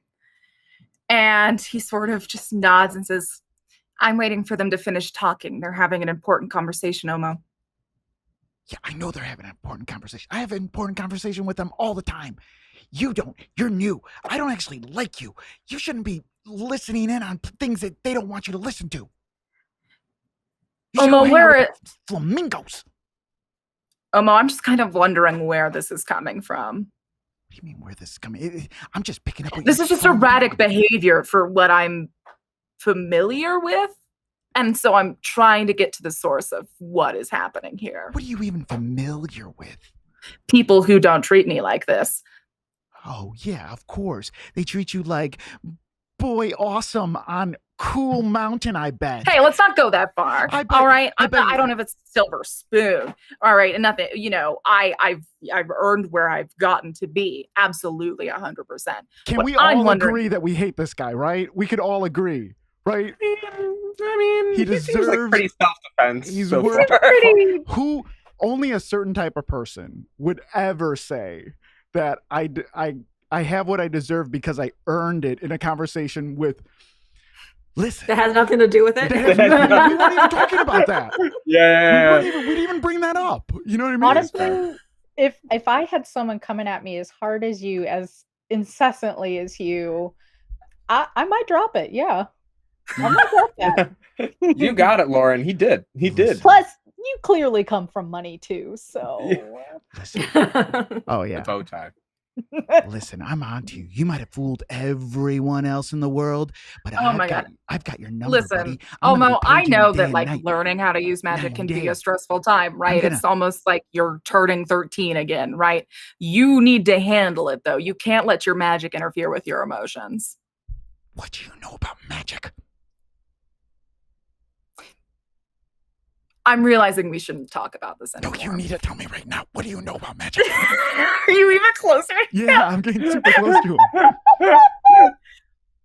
him. Eric takes you by the shoulders. Eric gently grabs your shoulders and says, "Hey, don't touch me. Hey, hey, Omo. What? Hey, I know you're going through a hard time right now, but things aren't gonna get easier if one of you is to rule. So I just think you should get it together. I'm just kind of here to learn. I've always wanted to, but I'm saying too much. Omo, get it together. One of us to rule. Okay. You know what? I'm gonna. And at that point, by you, the door opens, and you hear Eric say, "Savannah, I'm sorry. Were we heading out somewhere?" And can I roll insight on what he meant? Was he messing with me, or was he actually trying to be helpful, or what's his deal? Yeah, go ahead and roll an insight. I hate this guy. As Eric has walked back in.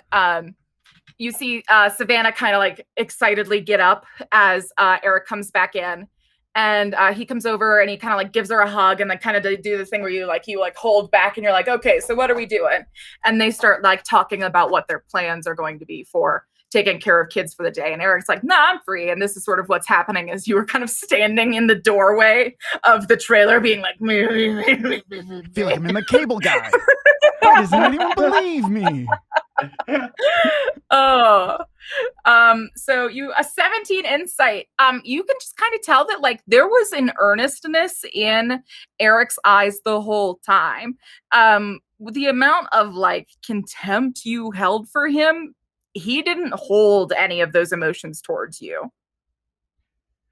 Yeah, but he's definitely lying about who he is.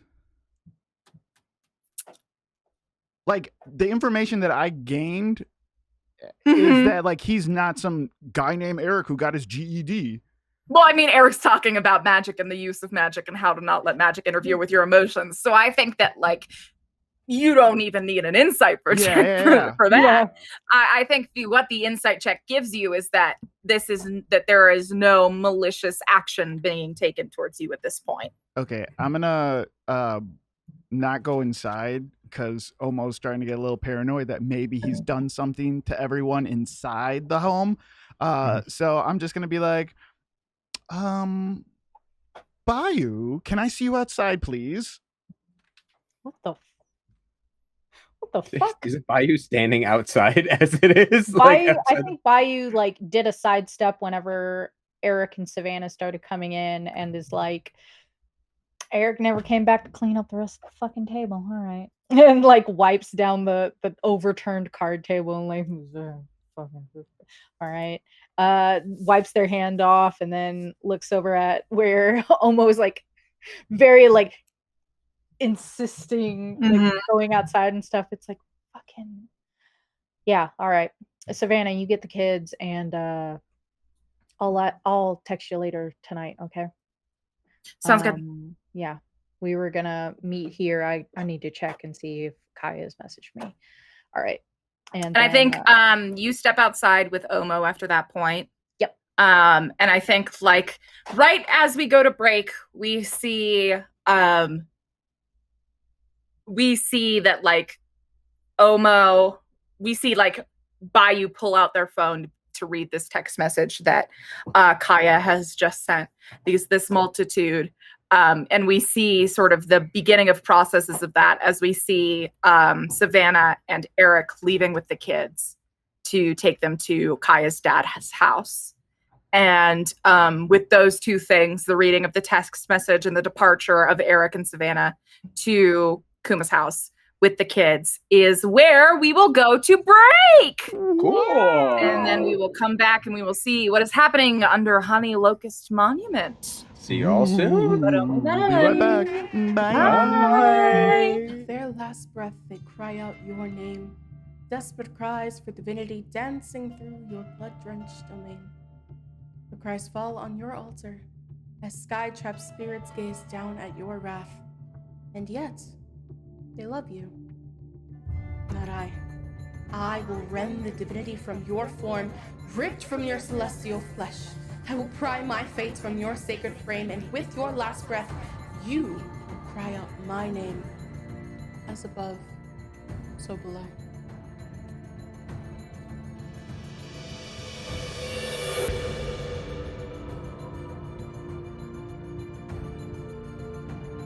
It's still fun. It's still fun. Welcome back, everyone. Hello, welcome back to Generation Fantasy, a 5e homebrew D&D campaign that takes place in Jenkins, Nebraska for now. We, right where we left off, where did we leave off right before we went for break? Dear Carlos, tell us. Bayou is just about to walk out the door to talk to Omo, I think. Or they got the text, right? Yes, I think that you, just as you're trying to pull Bayou over, you see Bayou reading a text, and I think we're watching the family walk away, right? We're watching Savannah, Eric, and the kids walk away. Just to be clear, I'm referring to the text about the plant, not the text about Honey Locust Monument, which I already got. Yes, I don't think you were able to respond to that one either, though. No, so I haven't responded and I don't to think it you yet. told Omo about it. So both of them are sort of unaddressed. So let's pick up on this scene, shall we? Okay. Yeah. So what? Oh, on that scene. On that scene. Oh, I'm gonna stay away from Honey Locust for a few more moments. Ooh, okay. I'm starting to get little cramps in my toes. I'm going to take my slippers off. Okay.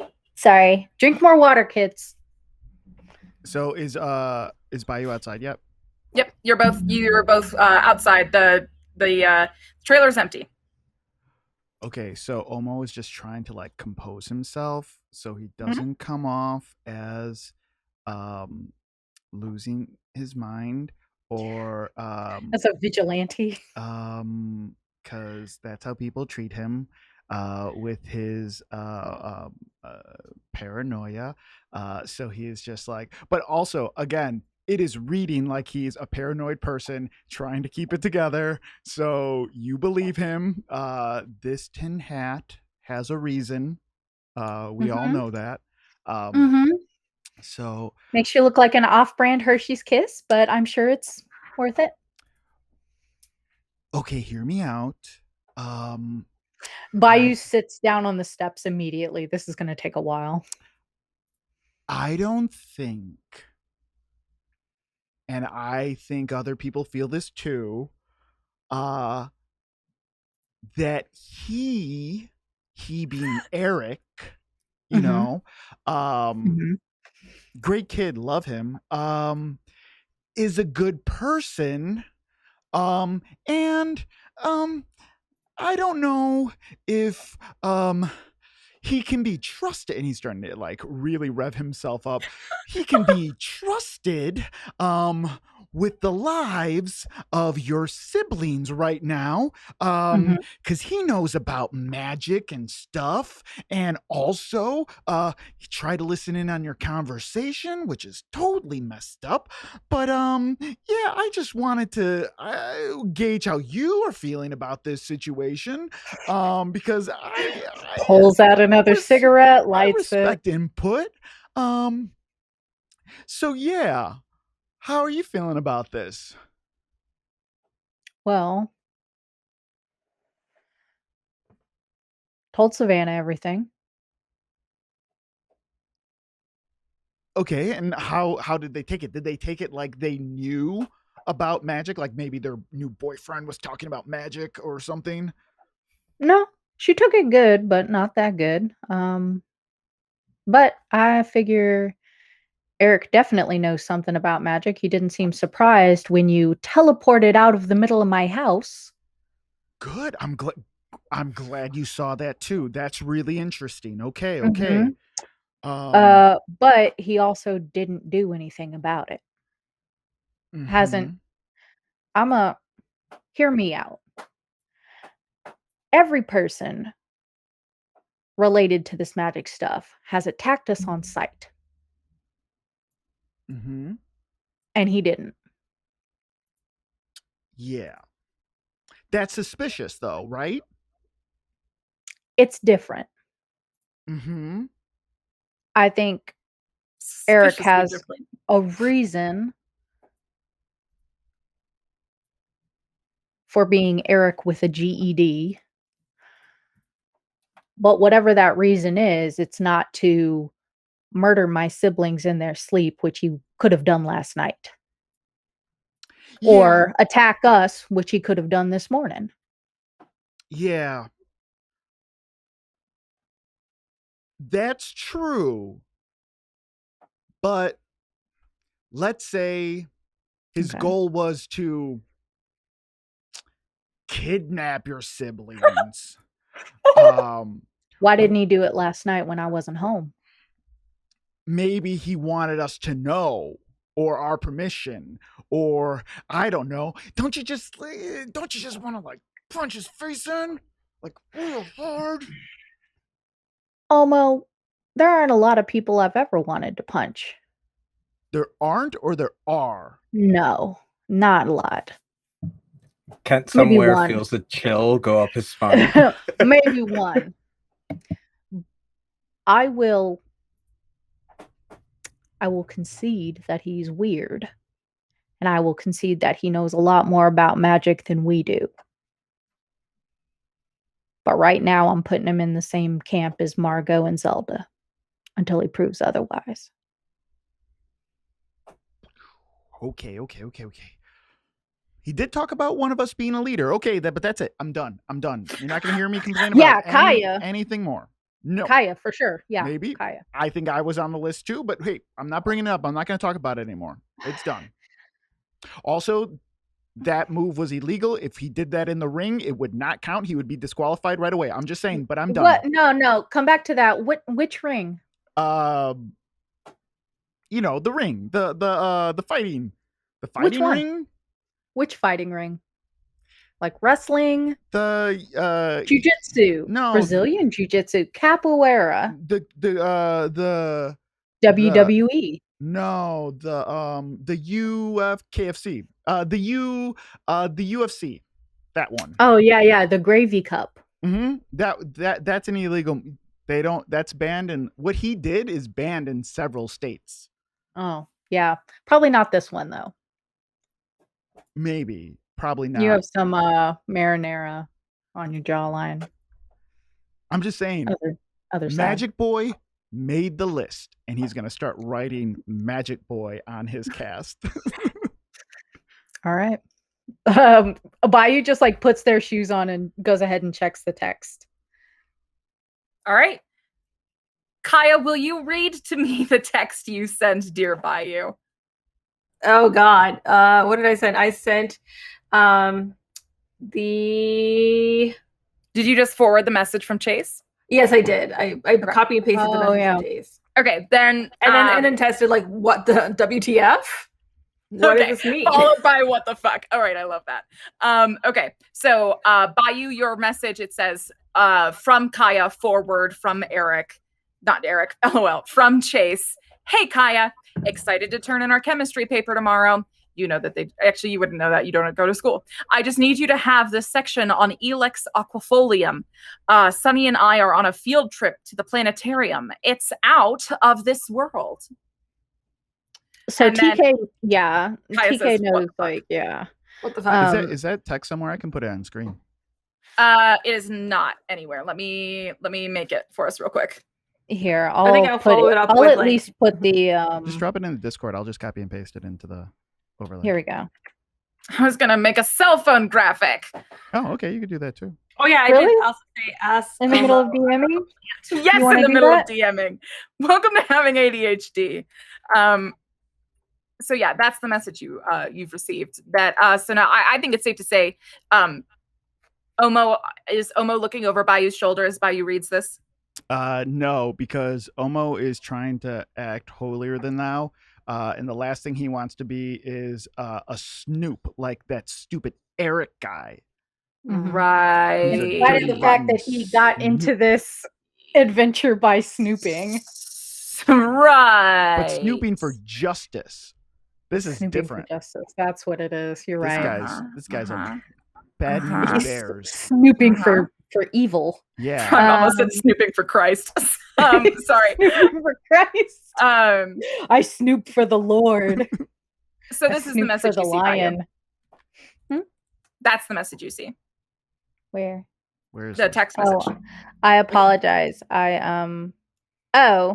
The one that I posted into chat. Are you showing me something? Or okay. No. I'm just bringing us back into the scene. Okay. That's what I'm talking about. Okay. So TK, as a like a kitchen witch who works with a lot of like herbs and stuff, I know what's up. Bayou, who was a scout, will have a better idea. But is there something that you would like me to roll? Let's to go ahead and roll an it? intelligence check along with them, and I'll just lower your DC. Wait, Okay. where is this? It's in roll 20 chat. Do you want me to roll intelligence? Just like click intelligence. You can roll a nature check. or A nature check. Ooh, yikes! Here we go. Wait, I thought that you had a good. Do you not have good in that? No, I don't. Do you not have Do you good not in have a it? good in that? Do you not have I good in did it? it. I did a good. Did you do a good? King you did 20 do it! allowed A big me. 18. A big Yeah. 18 with only a plus one. That's Yeah, good. All right. King 20 allowed it. Well, Story purposes. I think it's like instant for Bayou. Elex aquifolium, that's the scientific name for the specific sort of plant associated with Christmas. That's the species of holly long. Yeah. And like Bayou just like gets it and is just like, are y'all studying holly in biology now? Question mark, question mark, question mark. God. And then I think that the nature check does not like go back over to like realizing that it's code or anything. It's Right. just like it immediately goes into like scout stuff. It's like studying holly in school seems weird. And then like 5 minutes later, we don't have a planetarium. Question mark, question mark, question mark. I think Kyle will test back. We don't have chemistry. Oh my god, they got holly. Okay, but I think that's where we pick up with, oh my god, they've got holly. And I will You say are- that out loud as I like read Bayou's text in the bathroom. You are both still locked in this bathroom, Yeah. all three of you. You've not left yet. It's been What? 20 They minutes. got holly. Wait, who got Holly? Who's they? Chase and Sunny. Okay, so we should the meet them. Elex aquifolium. Bayou just texted. It means some kind of holly. That's got to be some sort of code. Okay. Then we should get out of this bathroom immediately and just. I know where she lives. It's fine. Okay, but they say that they're at this planetarium. Where planetarium? What planetarium? Like, where would that be? Can we talk about it out in the car? Because I would rather not. Okay, Yeah. okay, good. Sneaking out. Anyone could. Yeah. Okay. Sneak out. All right, just as you are trying to leave, can I get a perception check from each one of you? No. Yes, absolutely. Perception. You tumble out of the bathroom to begin to make your way out of here. You tumble use this out of one the with bathroom. advantage. I'm going to I'm use gonna get my a 16. inspiration. Yeah. Inspiration. Same. Do we need to reroll or just take the advantage? Highest. Okay, you're both using your advantage here. Yeah. Got It a was 16. it was a DC 16. Whew. Kent. Yeah. You watch. You only see Kaya. Kaya, tell me, you're just heading right up the stairs. I guess like the way that we came in. The way the that you came. closest way, yeah. I'm gonna grab Bradley by the arm on my way out. Right, like, you're feel holding for Brad's him. hand. Yeah. I will just try to pretend like everything's normal and just wander out. Yep, and it's so close to the stairs, right? These are the stairs upstairs, right? So you're right there. It's gonna be so easy. It is easy. However, Kent. Yeah. You are faced with a vital decision. Because though you're able to leave just fine, you can also see Ivan Brovnovsky with the hood pulled over his head brush past someone as he's entered Honey Locust Monument. Okay. Okay.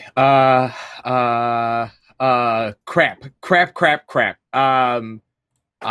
You see Kaya going one way, Ivan Brovnovsky going the other. I push, what's it called? Bradley up to follow behind, and I cast Shadow Puppets. Shadow puppets? I'm putting it in the chat. You It's animate totally the made shadow up. of a It's creature totally made within up. range, causing it to attack the creature who cast it. Make a melee spell attack against the creature. If it hits, the target takes 2d8 for psychic damage and it must make a successful intelligence saving throw or be incapacitated till the end of your next turn. For anybody in the chat wondering, this is likely a Kobold Press spell. Oh. Did I? I think so. Which Okay. Katie Mae said we could use. Yes, You I did. should. Yeah. You're going to see a lot of shadow spells from Kent moving forward. It may or may not be a theme that will work out. Okay, so you begin to all right, so you push Bradley up the stairs. Yeah. Bradley gets the message. Bradley understands you very deeply. Mhm. And follows Kaya successfully up and out. Kaya, I think that's because the other two are invisible. It would be hard for you to catch Kent not leaving with you. I'm trying to back up, but I'm like trying to like make it easy to leave. Like, and also draw attention of the other people here. Like, this guy should be caught. And I think they're friends. They just said they're against my family and they're against the MacArthurs, who I think are bad. Yeah, for sure. Okay, cool. Then I'm going to go ahead and roll here for Ivan to try and resist this spell. I believe it's I make an attack against Ivan. Okay. I think that's the way it works. Okay.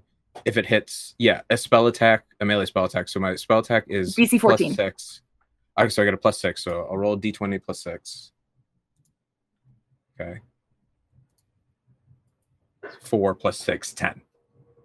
10's not going to hit. DC 14. No. That does drop the invisibility, which is why I pushed Bradley up, because it's a concentration spell. Okay, so you have dropped invisibility.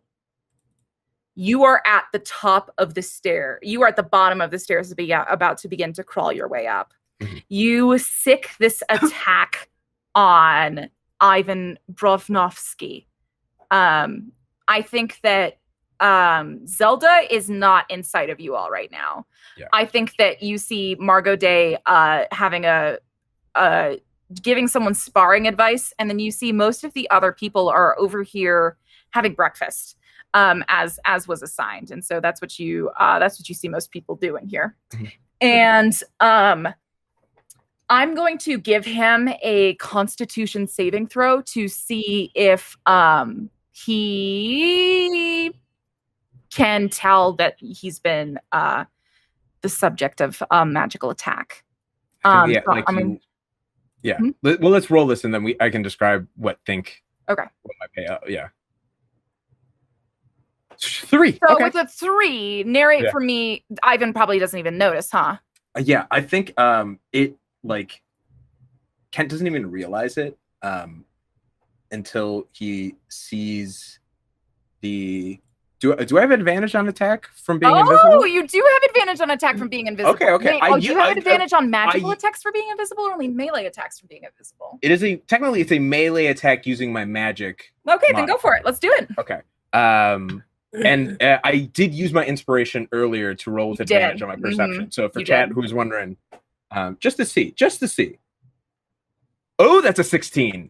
A 16 will hit. Yeah. Okay. Cool. Okay, so tell me what this looks like. Perfect. As we're standing underneath Honey Locust Monument. As you watch Ivan move forward, you see his shadow behind him start pulling out and growing longer, and then eventually sort of walking in step behind him. And in those moments that it's walking in step behind him, I think you, Kent Vanderbilt, see that Ivan kind of shakes his arm, and this giant chain kind of slides out from his sleeve, and he bunches it up in his fist. Mm-hmm. And the shadow does the same exact thing. You watch the chain sort of extend. And as it moves forward, the shadow, Kent moves his hand, and at this point, I don't even think his eyes are awake. He just crushes his fist, and the shadow shoots forward and wraps around him. And so I'll roll the damage. It's 2d8 psychic damage, and then has to take a successful intelligence saving throw against the 14. All right. So 2d8 Wisdom? Intelligence. Intelligence. Sorry. How smart is he? He takes 11 damage. He is not. I had a feeling. I was like, I'm gonna try. This guy's not smart. Got a 12. It doesn't beat a 14. He's so excited. I'm so excited. This is a new spell. I was Dungeons and Dragons. I don't play spellcasters. I only play. All my characters so far have been beefy people who hit. Pun intended. Beefy but boys. now, yeah. All right. So I think as this. Do you want to tell me the physical effect of your spell, or do you want me to take it for you? I would love to hear what you think happens when this man's shadow corporealizes and then slams into him. Yeah, I mean, it's much like that. I think that we watch the shadow from behind him move from this 2D form to all 3 dimensions of Ivan, and then bigger still. You notice that there seems to be just almost these pure barbs sticking from this shadowy form as it reaches forward and basically bear hugs Ivan in this single moment, the barbs disappearing into Ivan's whole form as shadow itself pierces through him. He lets out this cry of and drops to the ground, completely incapacitated, having taken 11 damage. He will be out for 6 seconds. In that 6 seconds, I'm booking it out. I'm shouting, you're intruder! And as I run out. And you are leaving. Mm-hmm. All right, cool. I hope does Ivan? Well, no, I can't do a deception. You hear you hear maybe 1 or 2 cries of confusion, but that is the last thing you hear. And the fate of Honey Locust Monument is unknown to you for the time being as you leave with Kaya. You all are now somewhat back where you were before, which is right outside Zelda's house, pretty dang close to the monument. Okay, so do I hear, like, I'm assuming I hear, like, at some point, so did you dropped invisibility, right? Yeah. You just see like Bradley like turn back visible next to you, but Brad just like straight up still thinks he's visible, like invisible. So he just isn't, like, you see him like he's picking his nose. There's like, I just smack his hands like, I can see you. We're going. You see like Kent just like running across. We just like, book it. Where are we going? To the car? We're going to Holly's place. Ivan's here. We gotta leave. Okay. Into the car, dive. Into the car really fast. Like, oh, I forgot how bad it smells. Didn't take a car. We did. We drove there, didn't we? Didn't we take the Prius from Ivan, or did we walk here? How did we get to Honey Lucas from? I'm trying to remember. I have memory issues. From Zelda's house. I thought you were worried about being tracked from the Prius. Oh, I don't remember. I think because I know that's why Bayou and Omo didn't take it because they were worried about being tracked. But I don't know if you guys had the same worry. If we thought that, so we walked. We hoofed it. I think. How far is Holly's house? Can we take the bus? How does one take the bus? Oh my god. I'm assuming. Oh yeah, I've got like $20 on me. Just follow me. Okay. Walking at a brisk pace. We're just gonna keep walking until bus like gets close to us, and then we're just gonna like poof it to a bus stop and hope we're going in the right direction. Yeah. Okay, you all are on a bus. Sorry, you didn't make a bus, man. There's one bus. It goes around town in a circle, and it just does that on as close as we can to wherever Holly lives, and then we'll get off. Okay. I need to know what communications are happening between our two separate parties. I'm texting furiously. Why is the bus all sticky? Tell them why. Ask them why the bus is all sticky. No, Bradley, do you know? I am still trying to find my dollar bills to pay the fare. My dollar bills. Just give them 100. Give them 100, no, Bradley. They can make change. My phone case for emergencies. Sit down and shut up. Okay, I'm so sorry, sir. Here's $100. Bradley just hands the bus driver $100 and sits down. Oh my god, guys! I hate being here. Bills. Like if you were to put, why would it ever? The driver will take $100 bill and not question it. The driver just sit your ass down. Yeah, I'll text Bayou. Hitman, shut up again, honey. Lucas, we have to bail. We're going to Holly's house. We're on the bus. Have you ever gotten text? P.S. Kent doesn't know how to ride a bus. It's just like, we're at McDonald's. Okay, let's go to McDonald's. And then you get like a block from McDonald's and they're like, McDonald's sucks. We're going to Arby's. And it's like, all right, I'll just take a left. Okay. It's just text line after text line after text line. Small town energy. Like that's such small town nonsense. Just alternating between the three locations that don't drive you insane. Nope. Insane is not a word I'm using. Wild. There we go. Fixed. There we are. So what communication I'm going to close my eyes and I'm going to imagine that these are text messages that I'm hearing. I just said, okay. Hitman, Holly Locust Monument. We had to bail. Going to Holly's. We're riding the bus. By the way, Ken doesn't know how to ride a bus. Send a voice message. Let me send a voice message. No, just ask them why it's always sticky. And what do people use the polls for? Are they like entertainment? Do they have dancers come in? Like, what's the vibe here? Jesus. I don't know. Party bus? You get a text message from Kent asking, "What's the vibe here?" Vibe here.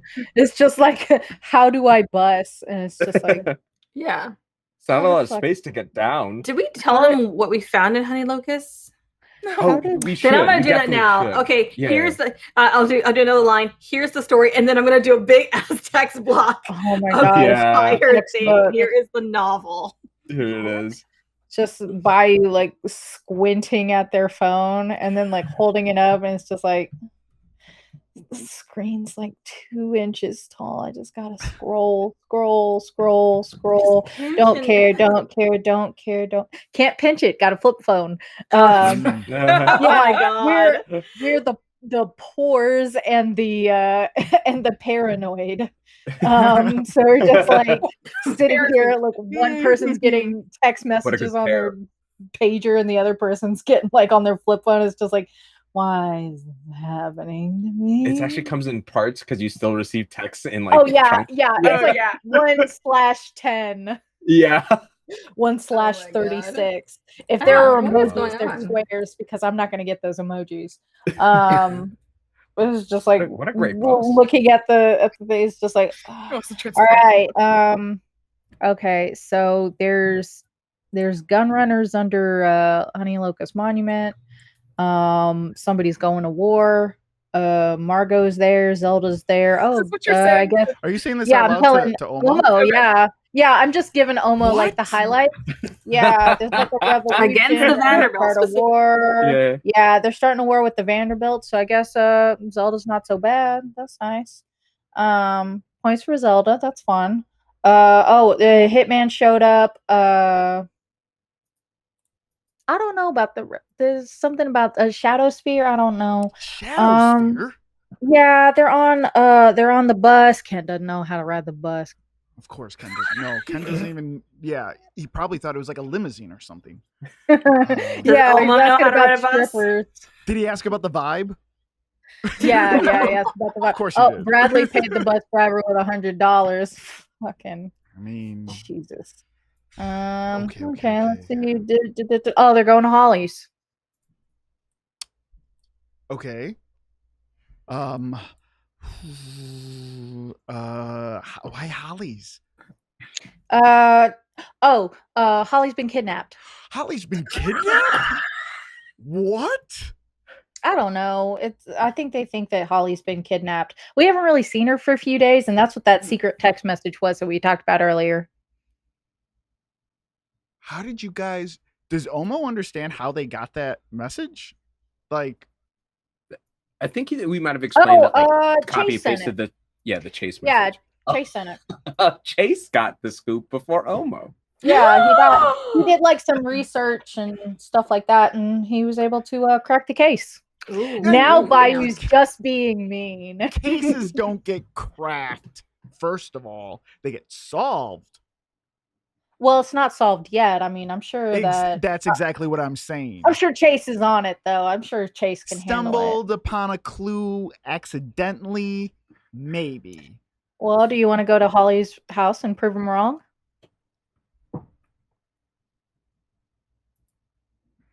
You're right. It's not worth it. We should just let Chase handle it. No, we're not letting Chase. Are you kidding me? That buffoon? Right. He'll probably just write a poem about it.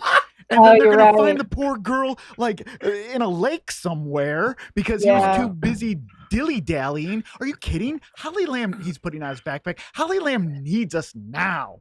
Yeah, you're right. We should go to her house before he contaminates the clues, right? He's God, like, I bet he's there already putting clues in a trapper. I know, and he's like locking their door for them. I know you're just riling me up right now, but it's working. he's just like, wait my entire life for a freaking clue inside this stupid town, and then all of a sudden Chase has to come and intercept. So I think we time skipped selfie with his sunglasses. They look very cool. I don't even want to see them. I just text back OMW. That's all I text back. OMW. Got it. I think where we meet now is the bus stop outside Brightwood Grove. Thank you, because sir. the buses don't actually go into Brightwood Grove. No, next time, sir. Carry some refreshments, just some juice, some sparkling options. I mean, I'm nothing non-alcohol. We don't even need any alcohol. Just something. God. Where do I send my star rating? Oh my God. 4 stars. 4 stars, sir. 4 out of 5. It could have been better, but 4 is still good. God. You earned that 4. Feel good about it. Honestly, but I want to give you room to improve. There's always room for improvement. Nobody gets 100%. Exactly. Right. And once I'm king, I'll remember you. What was your name? Ernie? Oh my God. Right. Ernie the busker. He didn't say, I bet he hasn't said a word. Get the fuck out of here. Let's go. Okay, so you were the bus stop. Ernie. And it is right outside Brightwood Community College and the New Era. I put a bus stop on our map. Thank you. I'm proud of us. Look what we did. And I'm also going to drop us on the map because I want us to be able to start tracking where the frick we are. Okay. How long was this bus ride? It was a crisp 23 minutes. So is that short rest territory? 20 minutes. It's 23 minutes of short rest? No, actually, thank you for asking. Okay. Here's the thing: I get 2 spell slots. Okay, and so can I have one of them back? I did something cool. No. You actually lose one. I'm down to one. Oh, now I'm only one forever. Yeah, it's a lot different, isn't it, Masood? It's a lot. It is a lot different. It's a lot different DM experience. I hope you really appreciated that. Hey.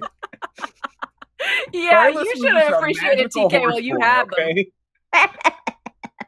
Yeah, so it took like 25 minutes to go like 6 blocks. It was great. But now you're all here. Now it's 25? Yeah, you couldn't make a third? God. You were all now out of this bus stop outside of Brightwood Grove. It was almost like it's a movie. You all arrive at the exact same time. Funny how that happened.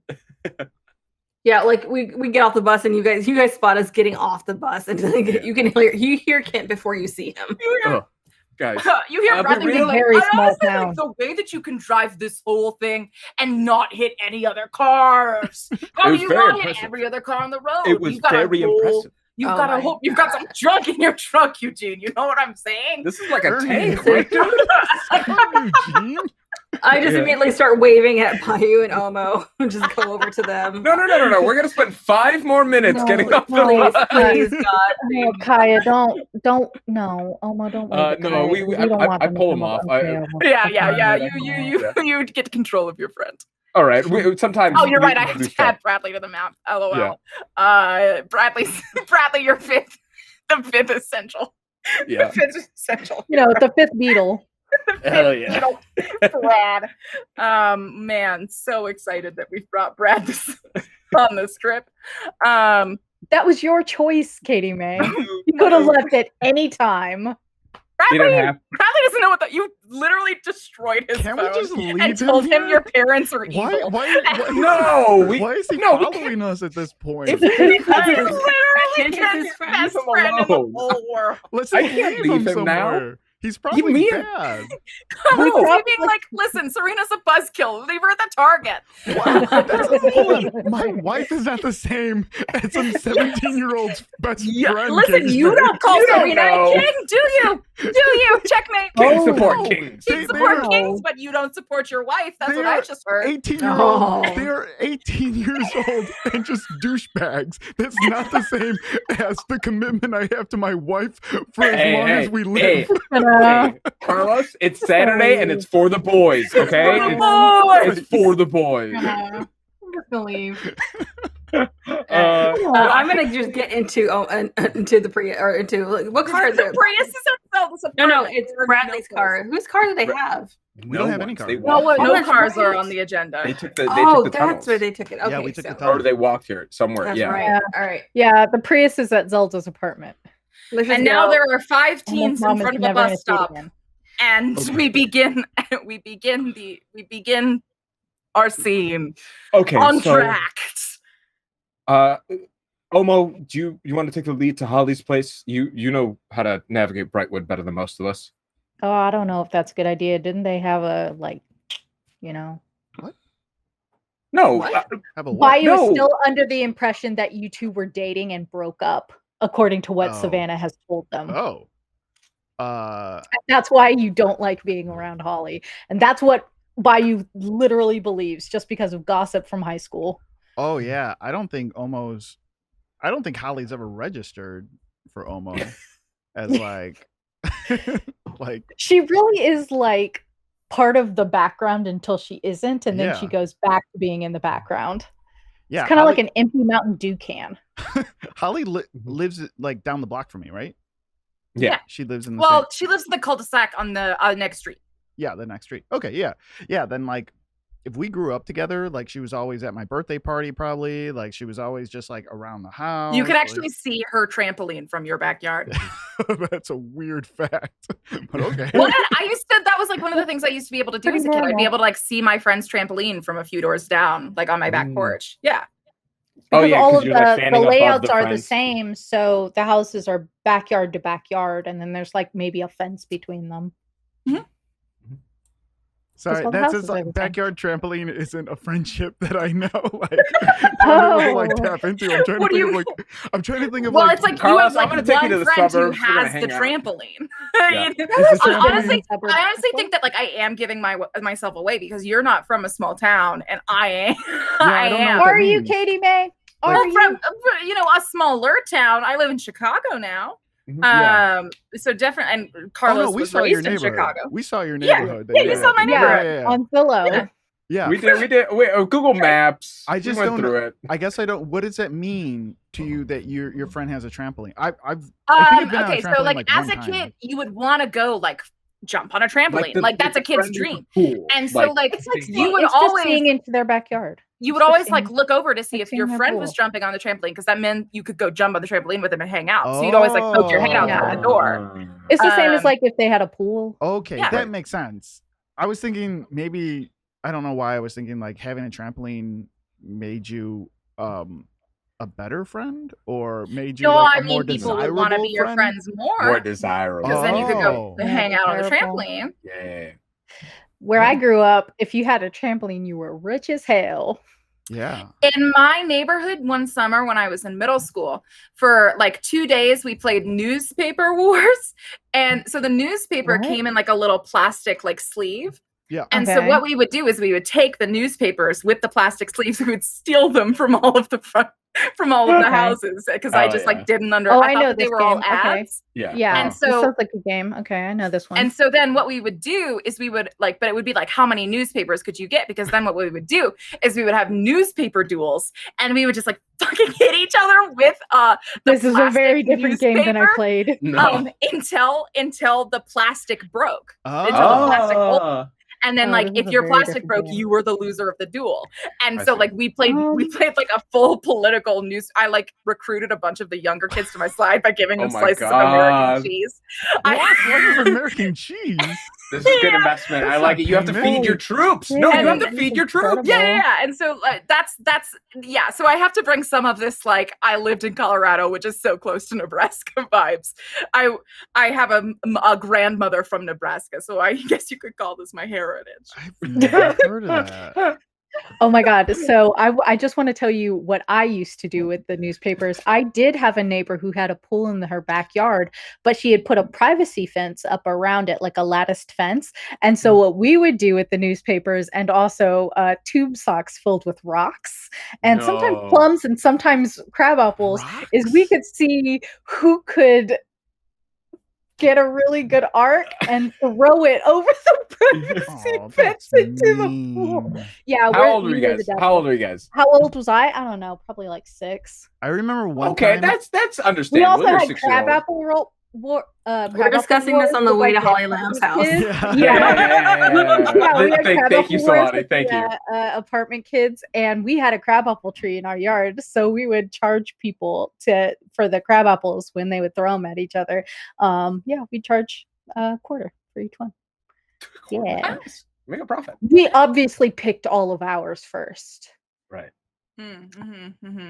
Gotcha. It was a good time. We'd hide in the forest and throw huge handfuls of crab apples at each other. Be quiet, we're almost there. So Omo, that's what I'm saying. It's like you were able to see Holly Lamb's trampoline from your backyard. Gotcha. Whereas if you were having a birthday party in your backyard, Holly Lamb could see it from her trampoline because she would jump on her trampoline and she would fucking watch you. That's terrifying. Oh my God. So I mean, like she was like a schoolgirl with a crush on you. Yeah, She's creepy. Of course. So I'm explaining that to them. It's like, all I know about Holly Lamb, she's really annoying and loves her trampoline. Like she's on it all the time. Why are you watching her on the trampoline? I'm not. She's watching me. That's why I don't spend time at the house. I'm always How would looking you at know her she was watching you if you weren't watching her first, though? because I'm seeing her in 1 second bursts. Okay, that's why. Well, what if she just looked at you in a 1 second burst? How do you know that it was prolonged?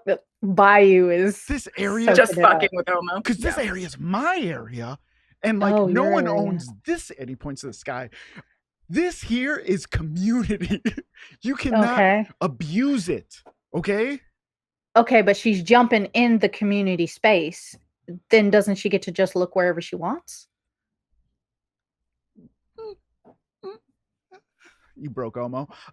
It's okay, bud. It's okay, bud. We're here now. It's all But right. it doesn't. Okay, so are we? We're at Holly's Silence place. screaming. Yeah, you're outside Yeah. Alvin Lamb's house. Okay, cool. Is there anyone there? Is there a car in the driveway? There Yeah, seems to can be we a make car a- in the driveway. Ooh, can I make a There's perception actually- check? What do you mean Um, seems to be? There is Dr. Alvin Lamb's car, which is a PT Cruiser, and then there is just like a regular, like tiny little car that still has the bow on it. Holly hasn't learned how to drive yet. So what should we do? Should we just go up and like ask Wait. where she is, or one of us? Probably not all of us. Can I would love to see if there's like any trace of like Chase or anyone else having gotten here before us. If there's like, if there's any like tracks. roll a of perception anyone. check. Perception or investigation, either or. Either which one you would like. Okay, well they're both +3, so let's do perception. 18. 18. Actually, you see that the sprinklers were just going. And there's no sort of like wet foot tracks either way. Okay. So there's no indication of the recent comings or goings. I think we got here first, so we might as well just check up on Holly. Honestly, I feel like we've forgotten about her. She got bit by a Meow Meow when he was really acting up. By the way, how's Meow Meow now? Meow Meow's on me, right? Yeah. Meow Meow's in your Tiny backpack. Holly. Yeah. He's fine. So like, I want to kind of like poke the backpack with my fingers, see if I can find. You him. poke the backpack a little bit. The backpack feels bigger, but like no big deal. Yeah, he's What does fine. that What does that mean? Wait, it feels bigger, We can ask. Yeah. What? It's just like the just feels like more volume to your backpack right now. but it's not Weird. heavier. Anyways, maybe it is a little bit heavier now that you think about It's it. heavier. Maybe It a is little. a hike. Remember, it is a hiking pack, so you probably have like a. Do I Centric cross notice test that it's heavier? I mean, now that you've asked, you're like, oh yeah, my backpack. Now Oh, that I maybe it ask is a little bit. who? No. Now It's that like he one of those asked things where yourself. you're like, now that you're paying attention to it, oh sure, it is maybe like a few ounces heavier or something like that. Not crazy heavier, but a little bit heavier. Like Maybe on a 16 day ounces that- heavier? Maybe on a day that you bring a textbook, right? You like, that sort of difference. But did I bring a textbook? Like, No. okay, well, I'm picking up my backpack and looking. Yeah, for almost it's heavier. just looking like really confused. Stops in the middle of the sidewalk, and we're all like keep walking. And by By the way, how's Meow What are Meow? you doing? Meow Meows, and I guess I feel the weight of a book in my backpack. No, you just notice that it's feeling heavier and then it feels larger. And so you pull your backpack out in front of you and you go to unzip it. And Meow Meow's Jay chilling. Meow Meow is about a third bigger than he was. You good? You straight, bud? Oh, I think you're What's going on? feeding him too much. He has gotten really big. Well, like a for, dog or walk like him? a Do you like walk a him ever? raccoon? He just Why looks a would you little walk husky. him? Like a little squirrel bear? What? Oh no! Oh no! Okay. No! Oh no! Unnecessary. No! Unnecessary. How dare you! Oh my gosh. Unnecessary. I don't Um, deserve I this. mean, it's just- I wish. I just don't even know what to say. I want to turn to Bayou and be like, Bayou, can you find out if he's feeling okay or if just how he's doing in general? If you could just, do the thing. What like what Like- what? Like Oh, talk oh, like talk to him like you talked to the squirrel bear before, or Oh, like in the yeah, 1 sec. I think that Bayou does like fucking like humor Omo a little bit and like bends over and it's like it finds this ability to talk to animals, first of all, incredibly embarrassing, because they aren't convinced that other people aren't fucking with them.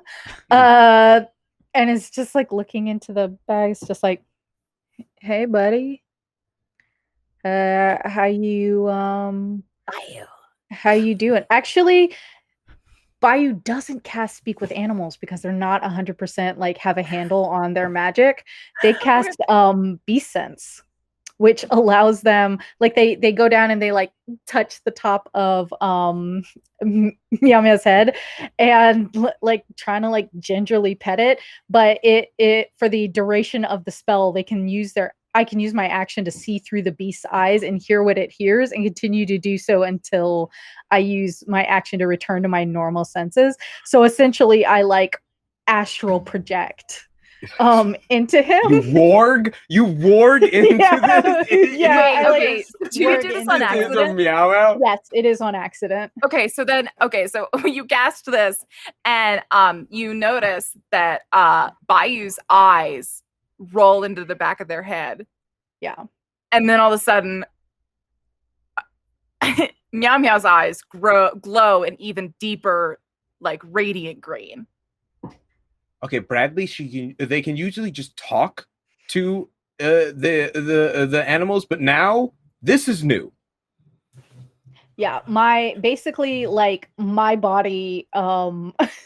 it doesn't ascend, it just kind of like stands stock still, and now I am seeing and hearing and perceiving reality through this squirrel's body. I don't think that it says that I like possess them or anything, but I think we're both in there.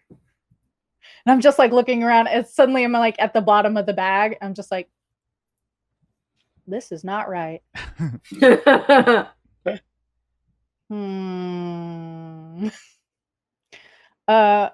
Feels comfortable in here. Cool. Neat. Do I like, what does it feel like? What does it feel like to be a squirrel who's recently consumed the raw essence of magic? Yes, that is what I'm asking. Questions I'm prepared to answer as a dungeon master. Hello. It does feel like you've got 3D ASMR in your headphones. Oh, neat. That's just what it feels like. It feels like you are just submerged in water, and that water is this different life. Huh. Oh, okay. Meow Meow, you in here or? I don't know if you can speak telepathically with Meow Meow at this time. Cool. I'm Meow Meow now. This is my house inside of this. Do I feel like magical at all? Because I don't think that I feel like Bayou feels magic and stuff differently than like Kaya or Kent might. I think yes. I think that there is I just think it's different. I think that like Kaya and Kent have the power to create. But in so many senses, this is the power to ascend. Yeah, well, okay. I'm being serious. I get it. I'm just like, I think that's overwhelming for Bayou. Like that idea that they are in a consistent and constant state of metamorphosis. And I think I want to like examine my body, see if I'm growing any crystals. Kaya mentioned squirrel bear stuff, and there were like crystals on that squirrel bear. Do I feel myself growing like with growing pains? You know how when you get taller, your legs hurt? Or like, are my joints okay? Things like that. Yeah, I think you feel a bit of soreness. I need to ask Omo. Omo, did you keep any of the crystals anywhere in your backpack? Oh yeah, for sure. Okay, then Meow Meow has chewed through the pocket that was like keeping him from the crystals and has started vibing. Okay. How many crystals can I see? Also, what does my eyesight look like? Is it is it in a color or is it black and white? It is like very one, it's squirrely. Two, it's just like sharp. It's enhanced. It's okay. Is it like kind of like cringecore, like all the lines around everything and like neons and stuff? Yeah, exactly like that. Cool. You see that the Meow Meow did have the wherewithal to cover it up the second that Omo started wrestling around, but you see that like underneath the evidence, because I think like Omo threw like papers in as evidence at one point. And so I think that like Meow Meow made a nest out of those, and then underneath the nest in a little hiding stowaway place is the goods. Yeah. One fully half-eaten crystal. And you remember last time Meow Meow only got exposed to that like tiny little pebbles worth. Yeah. Meow Meow has now eaten a full half of a crystal. Ooh. Okay, so I can only like perceive and sense things as Meow Meow moves the body.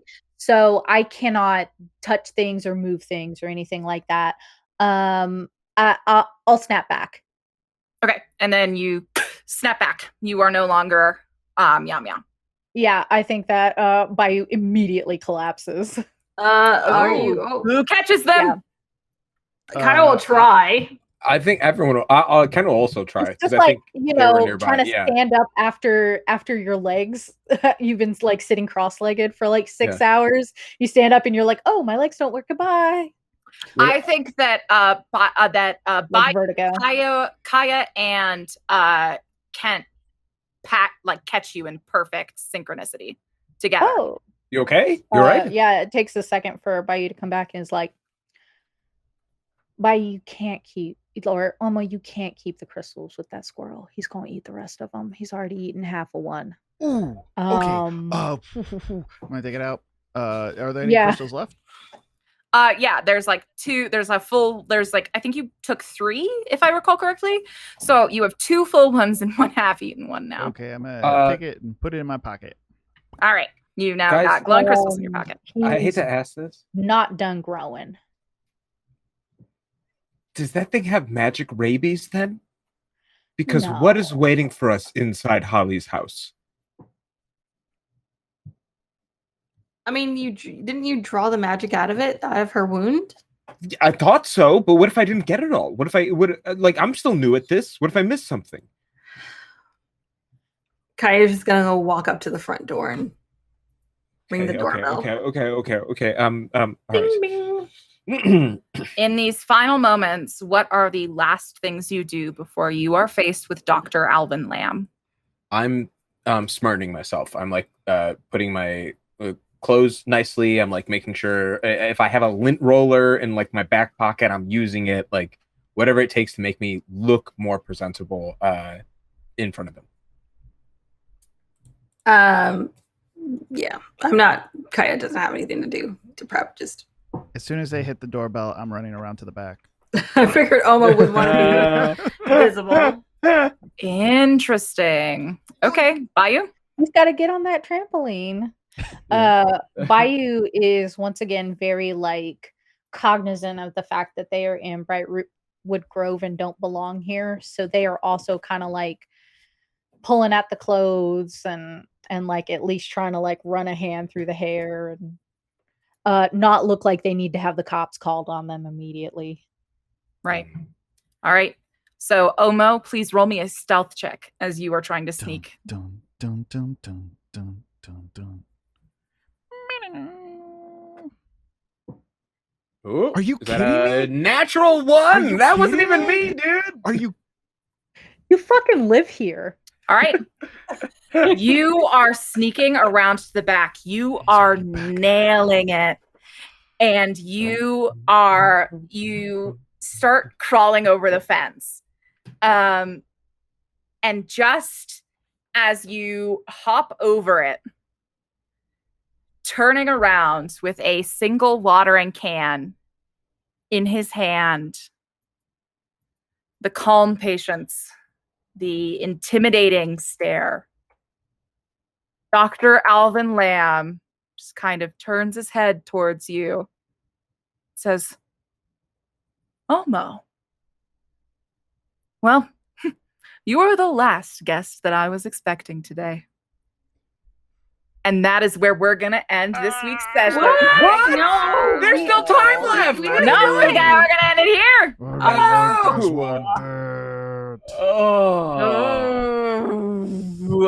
I don't like that. All right. I'll give you there. What a fun little. It's good token design, but I don't like him. Snow, whatever his name is, the guy. President Snow from the Hunger Games. Yep. That's who he is, right? Oh my God, I was in love with both Donald and Kiefer Sutherland for over a decade. Have you ever heard the story of Donald Sutherland, where he was little? He said when he was little, his ears were so big that kids used to hide in trees and pee on him. What? That's the Why? only thing I know about. What does Donald that have Sutherland. to do with his ears? Oh my God, when I remember, like, obviously I fell in love with Kiefer Sutherland when I saw Lost Boys, but I fell in love with Donald Sutherland and ooh, yikes. When I saw Invasion of the Body Snatchers and he gets body snatched and he like points at the camera and is all creepy at the end. I'm like, oh fuck yeah. But yeah, definitely like Guardians of the Galaxy 2, Kurt Russell for sure. Okay, gotcha. Yeah. But yeah, Absolutely. Jeff Goldblum also in Invasion of the Body Snatchers. Excellent. Excellent. A+. All right, so that was this episode of Generation Fantasy. I hope that you four enjoyed it, and I hope that our audience enjoyed it as well. Hey, look at these four. They're so radiant and funny. Man, I wish that there was like other times and places where I could listen to them and hear their thoughts and opinions and maybe see them do other cool things. I wonder if there would be a place to do that. Masood? Hi, I'm on Instagram and Twitter at MaroodBoy. I do a lot of stuff with like Rivals of Waterdeep. I'm currently this season's GM. I do a lot of stuff with Monster of the Week over on Roll20's Twitch channel with my buddies at Stir Friday Night. You can catch it all on my Twitter and Instagram. More importantly, roast me on this outfit. I got chains on my wrists. I got a choker on. I got this. I'm wearing a Kirk Heinrich jersey. All right, a really, and I'm wearing Carhartt overalls. Okay, take it all in. I think that you've been kicked off the set from the new Space Jam movie 3 separate times at this point. Yeah. I think you. Really weird that you're still here. Yeah, I feel like you just auditioned for the third singer in Criss Cross. Guys, I really think it's Criss Cross. Yeah, mixed cross. Criss Cross mix. My partner thinks this is gonna be a dig at them, but you look like you get high and fall asleep to The Last Dance every night. No, you look like the after scene of a teen romance movie where you're trying to change your look to impress a girl. And they're like, no, and then you have to go back and change your outfit. I'm gonna be hip, like. This is except your life stayed that way. Outfits. Honestly, friends who said no, that's it. I don't have any good burns. I'll just say that this outfit is as forgettable as the person to whom the jersey belonged. Oh my god! Yeah. I mean, Kirk Heinrich doesn't need that. He's a Chicago legend. All right, let's be kind. Legend. Let's be kind of that man. You know, Jeff Van Gundy. You look like you're telling the door staff that no. Your friends are really in the VIP section. You look like you're embarrassing your parents on Easter Sunday. No. You look like you're about to tell all the freshmen why they shouldn't pledge your old frat. No, you gotta stay away from Psi Upsilon, man. Trust me, Psi. You make out with one girl at a party and then she gets weird about it and suddenly you're out of a frat. Yeah. You look like you've been working out for about 2 months and you're feeling really good about yourself. Thank you. Yeah. All right. Yeah, you look like you were in the direct-to-DVD version of Can't Hardly Wait, which is not right now. All Sorry, right, okay, TK, I'm done. will you tell me about yourself?